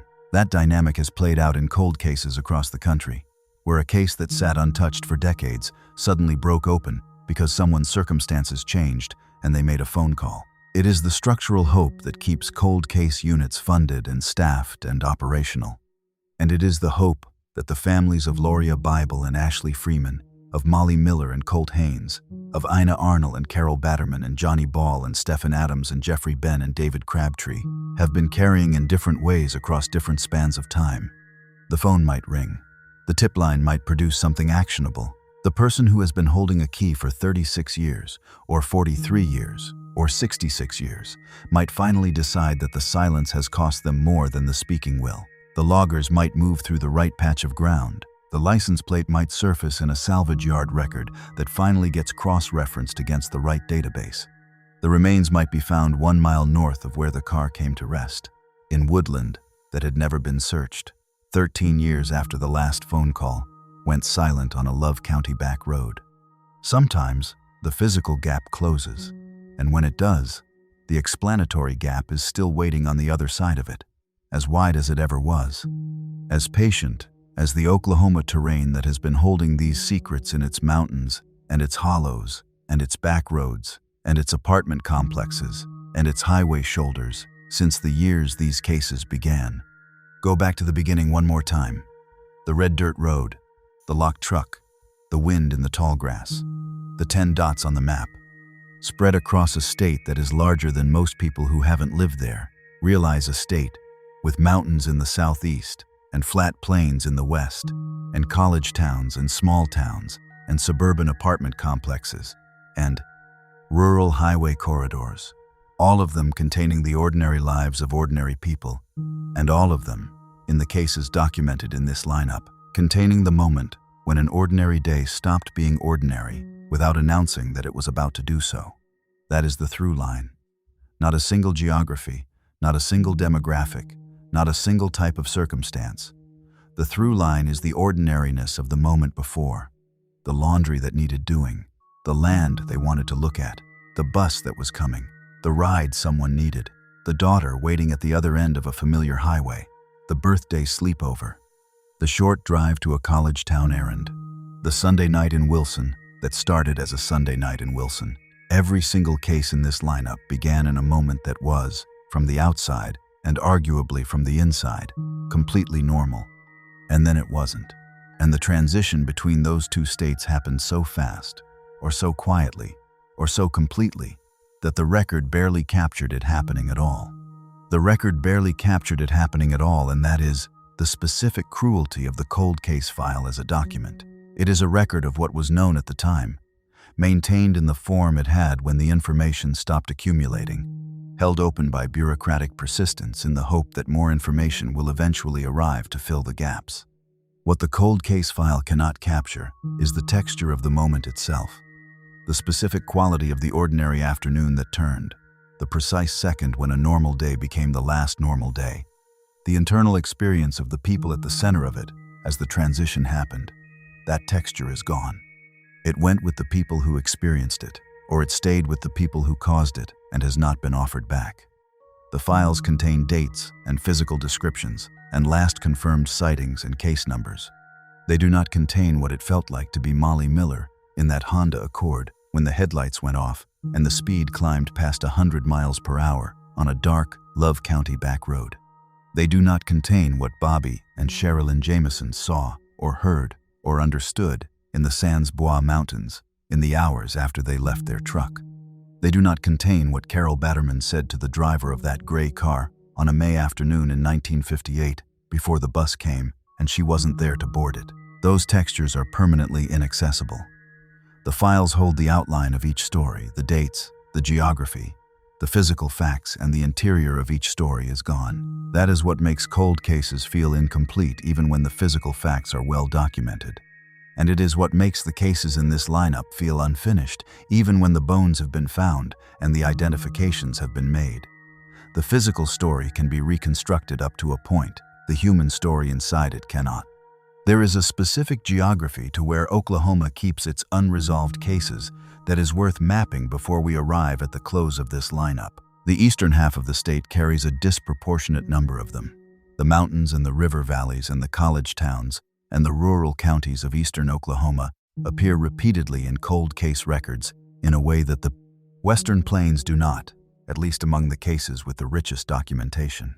This is partly a function of terrain. The Ouachita and Ozark systems that define eastern Oklahoma's landscape create the kind of country that absorbs physical evidence. The Kiamichi Mountains northeast of Clayton, the Sans Bois Range in Latimer County, the heavily wooded Love County back roads, the rural Cherokee County corridor between Tahlequah and Keys. These are environments that do not cooperate with searches, that reduce visibility and complicate ground movement and hold physical evidence in conditions that degrade it over time. The western Oklahoma plains, by contrast, are environments where concealment is harder, where the flatness and the openness of the landscape make it more difficult to hide something for long periods without it surfacing. But the eastern terrain theory only goes so far, because Ina Arnall's car ended up in a Tulsa airport parking lot and she has been missing for 43 years. Carol Batterman disappeared from a United States highway shoulder in Moore and has been missing for 66 years. Marilyn Base was abducted from an apartment laundry room in Tulsa. David Crabtree vanished from a home in Locust Grove. These are not mountain wilderness disappearances. They are urban and suburban and small town disappearances. And the terrain that concealed them is not the Kiamichi backcountry, but the ordinary density of human social life, the network of people and relationships and routines and silences that can hide a truth just as effectively as a mountain hollow can hide a body, and sometimes more permanently. The social concealment is in some ways more disturbing than the geographic concealment, because geographic concealment is impersonal. The Kiamichi Mountains did not choose to hide Jeffrey Ben. The terrain northeast of Clayton was not making a decision to obstruct the search. It was simply being terrain, doing what terrain does, indifferent to the human urgency moving across it. But social concealment, the silence of a person who knows something, the decision of an identified or unidentified companion to not come forward, the closing of ranks that can happen in a small community around a case that touches people in complicated ways, is personal. It is chosen. The person who drove that gray car on United States Highway 77 in 1958 made choices about what to do after that roadside encounter. The unknown persons who came to Johnnie Ball's door in Kansas, Oklahoma in 1988 made choices about what to do after they drove away from his house. The passenger in Stephan Adams's white GMC pickup made choices about what to do after December 13, 2004. Those choices have held for decades. They are the human architecture of these cold cases, not the terrain, not the weather, not the degradation of physical evidence, but the active maintenance of silence by people who have chosen to maintain it. That choice, whatever motivated it, whatever circumstances sustain it across years and decades, is the element of these cases that the cold case file is least equipped to document. The file can record that the companion is unknown. It can record that the vehicle has not been found. It can record that no charges have been filed and no suspects have been publicly named. What it cannot record is the experience of maintaining that silence across decades, or what that maintenance costs the person doing it, or what it would take for the silence to finally break. Those are human questions, not evidentiary questions, and they live outside the formal record, in a space that investigators can sometimes reach through patient relationship building and circumstantial accumulation, but cannot compel. The OSBI tip lines for these cases remain active. The NamUs database entries remain searchable. The physical descriptions remain in the system. The age-progressed photograph of David Crabtree remains in circulation. The license plate SCQ-714 remains in the query database. These are the institutional expressions of the belief that the silence can still break, that someone, somewhere, is in possession of information that would change the status of one or more of these files from open and unresolved to open and advancing. That belief is not naive. Cold cases do break. Witnesses do come forward. Evidence does surface in unexpected ways and from unexpected sources. The geography of Oklahoma is large enough, and the social networks around these cases are complex enough that the possibility of new information arriving is not foreclosed by the passage of time alone. But the passage of time is real, and its effects on these cases are cumulative and largely irreversible. Every year that passes without a resolution in the Freeman and Bible case is a year in which the witnesses to the events of December 30th, 1999 age and die and take whatever they know with them. Every year that passes without a resolution in the Batterman case is a year in which the already minimal pool of people who might have seen something on that Highway 77 shoulder in 1958 shrinks.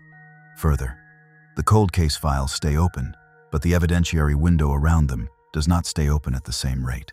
It narrows, slowly and steadily, with each passing year, and the narrowing is not reversible.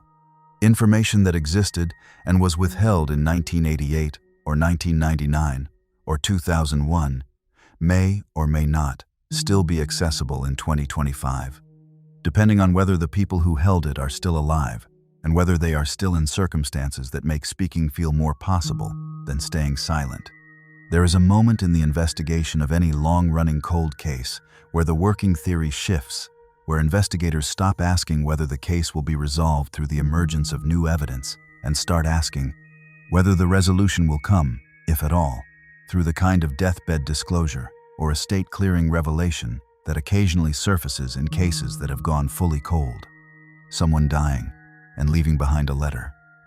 Someone's relative finding documents or photographs that they bring to investigators decades after the original disappearance.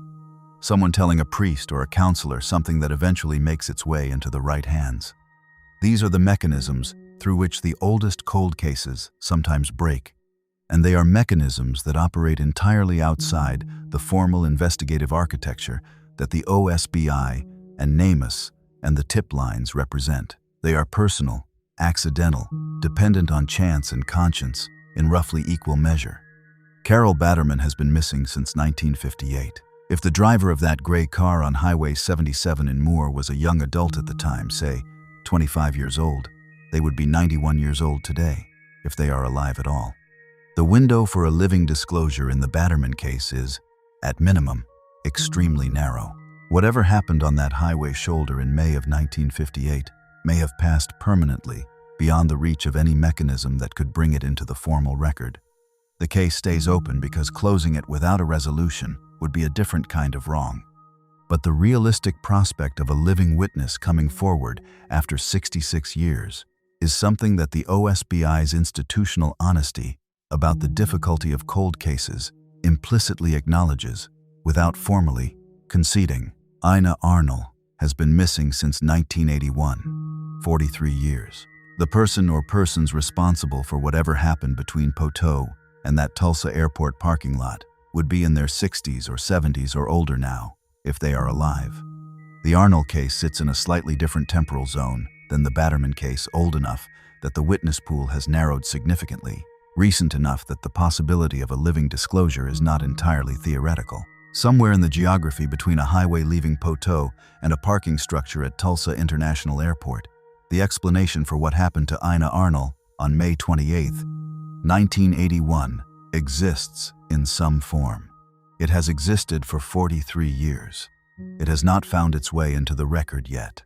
And then there are the cases where the temporal window is still relatively open, where the events are recent enough that the people involved are likely still alive, where the silence that has been maintained is the silence of a living person making an ongoing choice, rather than the silence of someone who has taken their knowledge permanently out of reach. The Adams case is 20 years old. The Miller and Haynes case produced remains in 2026, with no charges filed. The Freeman and Bible case is 25 years old. These are cases where the evidentiary window, while narrowing, has not closed, where the person who knows what happened is almost certainly still out there, still making the daily choice to not say what they know, still carrying the weight of that choice through whatever life they have built around it. That weight is real.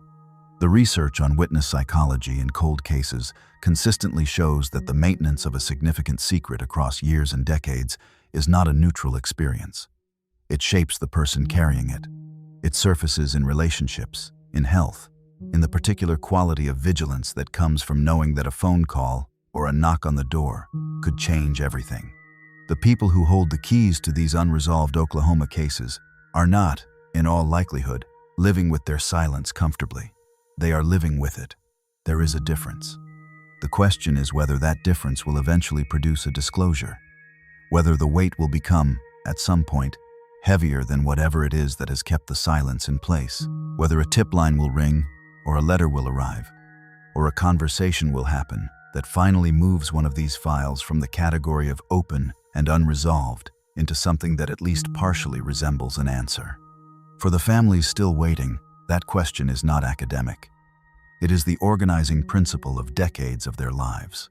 For the families still waiting, the question of whether the silence will break is not something that exists in the abstract register of investigative theory or cold case psychology. It is a Tuesday morning question. It is the question that lives in the specific texture of an ordinary day, in the moment before checking a phone, in the particular quality of attention that a ringing telephone carries when you have been waiting for a call for 25 years. Jay and Marilyn Bible, who spent decades refusing to let their daughter's disappearance recede into institutional silence, experienced this case not as a documentary subject or a true crime narrative, but as the central organizing fact of their lives after December 30th, 1999. The investigation into what happened to Lauria and Ashley was not something they engaged with periodically when new information emerged.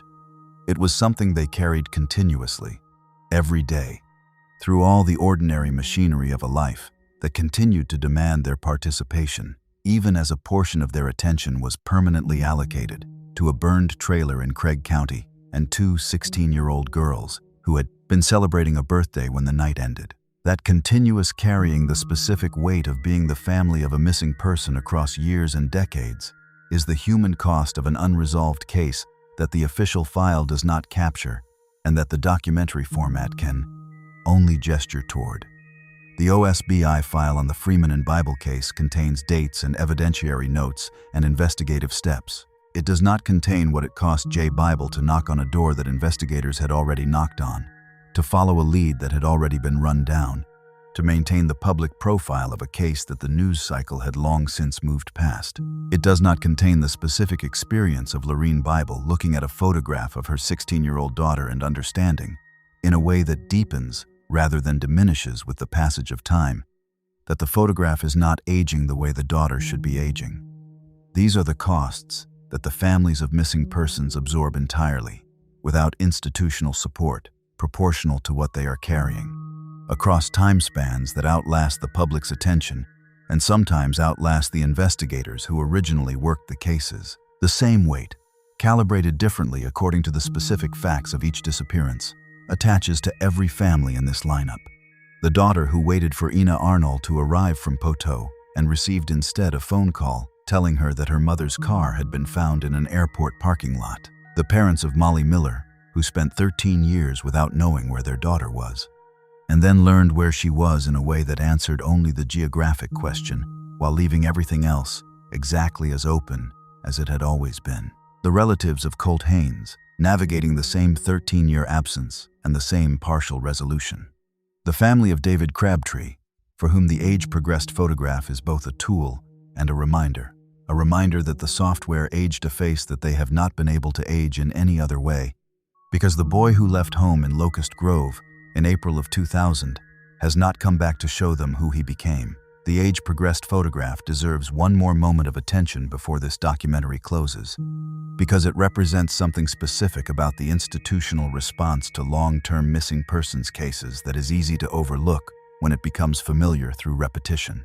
The technology that generates those images that takes a photograph of a child and extrapolates forward through software-modeled aging processes to produce an approximation of what an adult face might look like is sophisticated enough to be useful and honest enough about its limitations to label the output as an approximation. It is not what David Crabtree looks like at 37. It is what investigators and forensic artists, working from the photograph available and the modeling tools available, believe he might look like at 37. The distinction between those two things is the distinction between a fact and a probability, and the age-progressed image lives in the space of probability useful, carefully constructed, and fundamentally uncertain in the way that all long-distance projections are uncertain. What the image does, regardless of its accuracy as a representation of a specific individual's face, is assert something about the case that is worth asserting, that the person is still being looked for, that the investigation has not concluded that resolution is impossible, that somewhere in the public a face might be recognized in a grocery store, in a workplace, in a neighborhood, in the background of a photograph posted somewhere online, and that recognition might produce the phone call that changes the status of the file. The age-progressed photograph is an act of institutional optimism, maintained against the weight of 25 years of silence, and that optimism is not performative. It reflects a genuine belief, sustained across a quarter-century of an open file, that David Crabtree might still be findable. Whether that optimism is warranted is something that only the resolution of the case can determine, and the case has not been resolved. Now step back one final time and look at what 10 cases, laid side by side in chronological order from 1958 to 2013, reveal about the specific geography of disappearance in Oklahoma. The oldest case in this lineup, Carol Batterman, 1958, is old enough that its investigation predates the institutional infrastructure that now exists for missing persons cases. There was no NamUs in 1958. There was no national DNA database, no digital tip line, no coordinated multi-agency cold case review process. A 19-year-old woman disappeared from a highway shoulder in Moore, Oklahoma, and the investigative tools available to the people trying to find her were the tools of 1958. Witness interviews, physical searches of accessible terrain, paper records cross-referenced by hand. The case was documented with the technology and the institutional framework that existed at the time, which was not nothing, but which was also not what exists now. Every case in this lineup since 1958 has been investigated with progressively more sophisticated tools: DNA forensics, digital communications records, cell tower data, satellite mapping, database cross-referencing across agencies and jurisdictions, tip lines that aggregate information from national audiences. The Miller and Haynes case, which began in 2013, was investigated with all of those tools available from the start. The remains were found in 2026, 13 years later, in woodland that those tools had not located across a decade of active searching. The sophistication of the investigative toolkit, in other words, has not produced a proportionally sophisticated improvement in resolution rates for the cases in this lineup. Some of the most recent cases are among the least resolved. Some of the most technologically supported investigations produced the same outcome as the 1958 investigation conducted with paper records and witness interviews. An open file, an unresolved question, a family still waiting. This is not a criticism of the investigators who worked these cases. It is an observation about the nature of the problem. The limiting factor in most of these cases is not the investigative technology available. It is the availability of information that the technology can work with. DNA forensics can identify remains, but cannot determine cause of death from bones that have spent 4 years in a mountain hollow. Cell tower records can establish the general geography of a phone call, but cannot tell investigators why the call ended when it did. Database queries can flag a license plate, but cannot find a truck that has been hidden or destroyed. The tools are powerful, and they are limited by the same thing that limited the paper records and the witness interviews of 1958. The willingness of the people who know something to let that something be known. The human factor, the silence that is chosen and maintained. That is the irreducible limiting element across 66 years of cases in this lineup. From the gray car on Highway 77 to the woodland off Pike Road in Love County. The technology changed. The silence persisted, and yet the files stay open. The OSBI maintains them. The tip lines stay active. The NamUs entries stay searchable. The age-progressed photographs stay in circulation. The plate number stays in the query system.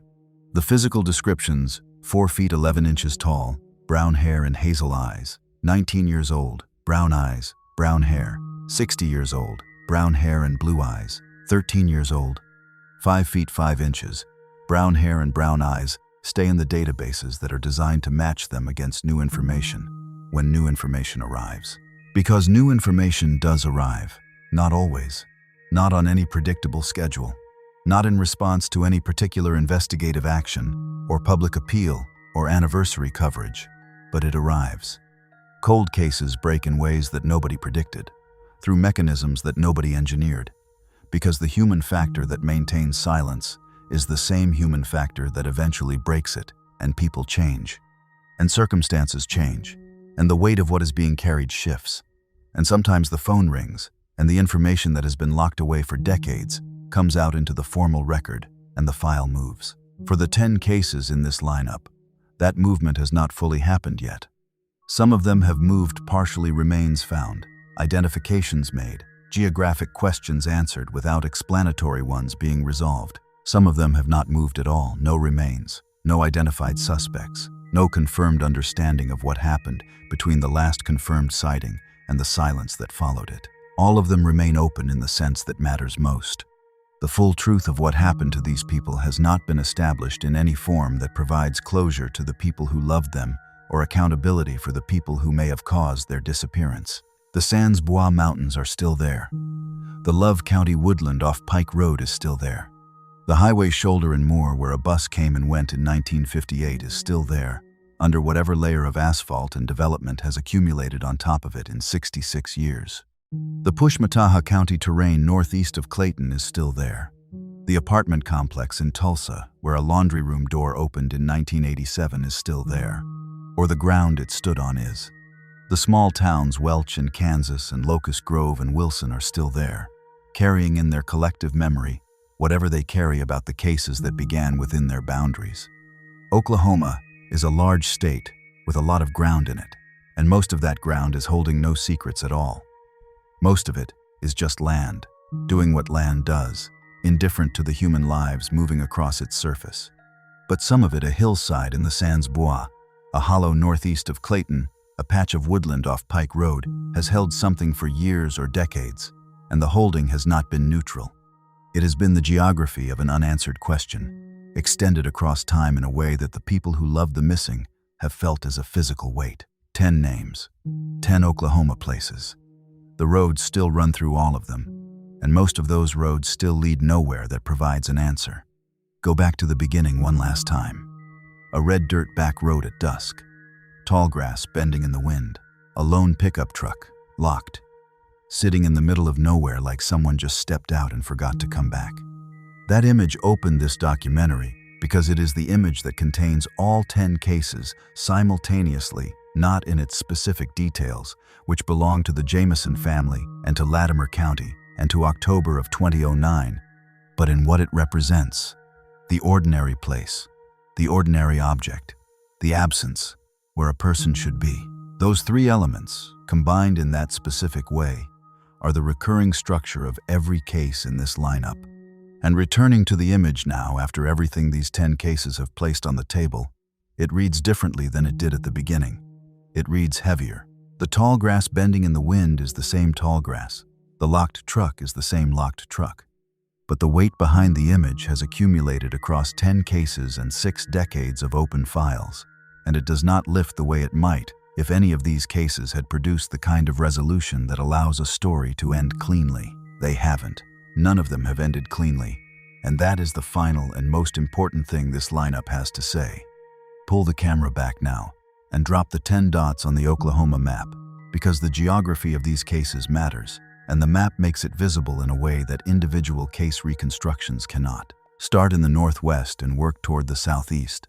More, on United States Highway 77 in central Oklahoma, where Carol Batterman stood at a bus stop in 1958 and was not there when the bus came. Tulsa, twice. Once for the airport parking lot where Ina Arnall's car was found in 1981, and once for the apartment complex laundry room where Marilyn Base was taken in 1987. Kansas, Oklahoma, in Delaware County in the northeast, where Johnnie Ball walked out of his front door in 1988 with people nobody could name. Welch, in Craig County, where the Freeman trailer burned on December 30th, 1999, and 2 16-year-old girls were not found in the wreckage. Locust Grove, in Mayes County, where David Crabtree was last seen at his home in April of 2000.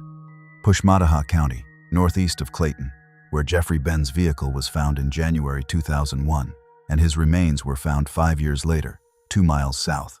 Tahlequah, in Cherokee County, where Stephan Adams left campus in December 2004 to give someone a ride to Keys and took his white GMC pickup and his license plate and his passenger into a silence that has lasted 20 years.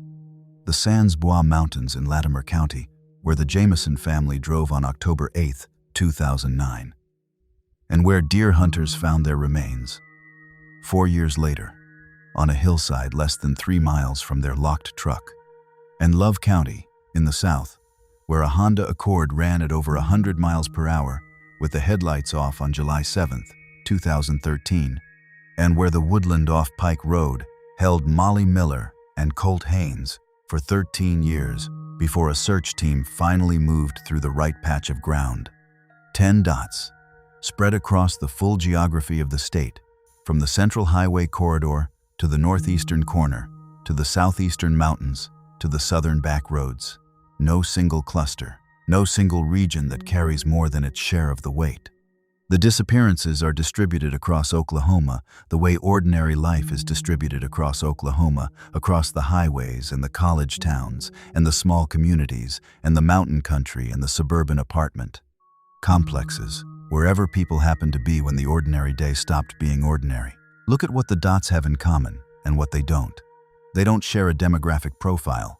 The missing range from a 13-year-old boy to a 60-year-old man, from a 19-year-old newlywed to a 46-year-old mother making a familiar drive. They don't share a circumstance. Some disappeared from vehicles, some from buildings, some from remote terrain, some from roadside locations that should have been among the safest possible places to be. They don't share a decade. The cases span from 1958 to 2013, across 6 decades of Oklahoma history, across the full arc of changes in investigative technology and institutional infrastructure and public awareness of missing persons cases. They don't share a resolution. Some produced remains without explanation. Some produced no physical trace at all. Some produced a partial legal record without a charge. Some produced nothing but an open file and a maintained physical description and a family that has been waiting longer than most people can genuinely imagine waiting for anything. What they share is the structure of the impossible gap. In every single case, there is a moment, a last confirmed sighting, a last phone call, a last known location, and then there is the silence that follows it. And the silence is the case. The gap between the last confirmed moment and whatever came after it is where each of these disappearances actually lives, and the gap has not been closed in any of them in any complete and legally actionable way. Some of the gaps have been partially bridged by the discovery of remains. None of them have been fully closed by the establishment of cause, circumstance, and accountability that a true resolution would require.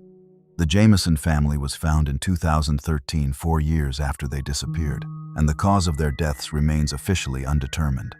Molly Miller and Colt Haynes were found in 2026, 13 years after a live phone call placed them on a Love County road, and no charges have been filed. Jeffrey Benn's remains were found 5 years after his vehicle was located northeast of Clayton, 2 miles away, and the circumstances of his death remain unestablished. Finding someone, as these cases demonstrate repeatedly and without exception, is not the same as understanding what was done to them. And understanding what was done to them is not the same as being able to prove it to the standard a courtroom requires. That pattern, the impossible gap, repeated across 10 cases in 6 decades, is what Oklahoma's cold case files produce when you read through them with sustained attention. Not a pattern of dramatic, identifiable evil in identifiable places. A pattern of ordinary moments interrupted by something that left no adequate explanation behind it, across a geography that is as varied as the state itself, across a time span that encompasses the entire modern history of the institutions that are supposed to prevent and solve exactly these kinds of cases. Here is what the pattern also reveals. And it is the detail that the cold open gestured toward, without naming directly. The roads that these cases happened on, the buildings they happened in, the mountain tracks and highway shoulders and apartment corridors and small town front doors, they are all still there. They are all still in use. The highway shoulder in Moore has had 66 years of traffic moving across it since Carol Batterman stood there waiting for a southbound bus that came and left without her. The route between Tahlequah and Keys has had 20 years of ordinary drives since Stephan Adams made the last one in his white GMC pickup. The dirt track in Latimer County has had 15 years of hunters and hikers moving past the area where the Jamison truck sat locked for 9 days. The woodland off Pike Road in Love County is still woodland off Pike Road in Love County, and people live near it and drive past it and move through that part of the county without thinking about what the trees there held for 13 years before a search team finally moved through the right angle of undergrowth on the right. February morning. The laundry rooms in Tulsa apartment complexes still have people doing laundry in them at 9 o'clock on weeknight evenings, because that is what laundry rooms are for. And nothing about the exterior appearance of that domestic setting has changed in a way that warns anyone of what one of them held in 1987. The places persisted. The people didn't come back from them. And the explanation for why they didn't has remained. In each of these 10 cases, somewhere in the gap between the last confirmed moment and the silence that followed in someone's memory, in physical evidence that hasn't been found or connected, in the ongoing daily choice of people who know something to continue knowing it quietly rather than letting it be known. That choice, maintained across years and in some cases across decades, is the human architecture of these cold cases in their most essential form. The Kiamichi terrain that hid Jeffrey Benn for 5 years was not making a decision. It was being terrain. But the person who drove a gray car on Highway 77 in 1958, and the person or persons who came to Johnnie Ball's door in 1988, and the unidentified passenger in Stephan Adams's white pickup in 2004, those are people who made choices. They are making choices still, or they made choices that they carried until they died, and the choices died with them. Either way, the silence those choices created has outlasted every investigative tool brought to bear on breaking it. The technology changed. The databases expanded. The forensic capabilities improved. The silence persisted. The porch light is still on. The front door is still open. The tires on gravel are fading out down a dirt road in southeastern Oklahoma at dusk, and the sound of them is getting smaller and smaller in the distance until the tallgrass takes it and there is only the wind. No conclusion. No closed file. No moment where the story resolves into the kind of ending that gives the waiting families something solid enough to rest on. Just the wind in the tall grass and the locked truck and the 10 dots on the map and the open files that represent the institutional refusal to pretend that the absence of an answer is the same thing as an answer. That is where these 10 cases live. Not in the dramatic moments, not in the high-speed chase, or the burning trailer, or the mountain wilderness, or the airport parking lot, but in the quiet that followed each of those moments and has persisted across years, decades, without breaking into the kind of full explanation that the people left behind deserve. The quiet is the case. The quiet is always the case. 10 cases, 14 people. It is worth saying their names one final time, plainly, without dramatic framing, because they are the human beings at the center of everything this documentary has covered, and they deserve to be named rather than summarized.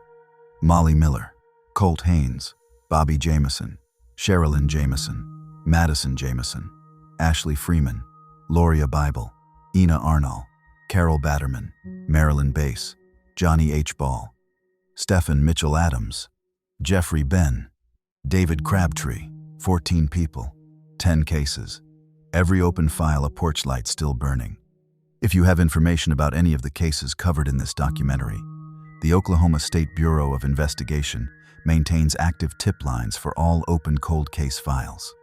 The NamUs database, the National Missing and Unidentified Persons System, maintains searchable entries for missing persons across the country, including all of the individuals named in this lineup.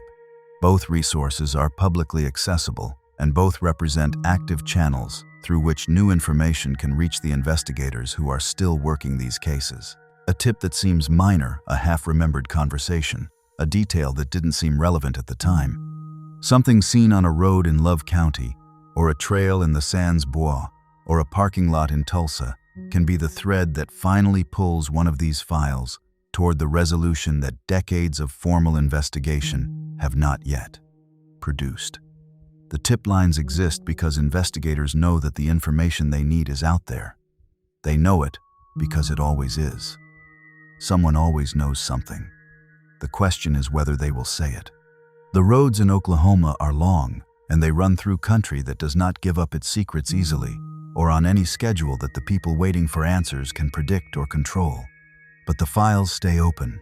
The tip lines stay active. The plate number stays in the system. The age-progressed photograph stays in circulation. The physical descriptions stay in the databases, maintained with the same bureaucratic persistence that is the institutional equivalent of refusing to give up the minimum form of keeping faith with people who went into ordinary places on ordinary days and did not come back. Most of the roads still lead nowhere, but the roads are still there, and so are the files. If you've stayed with this to the end, subscribe. These are the cases that deserve to stay in the light.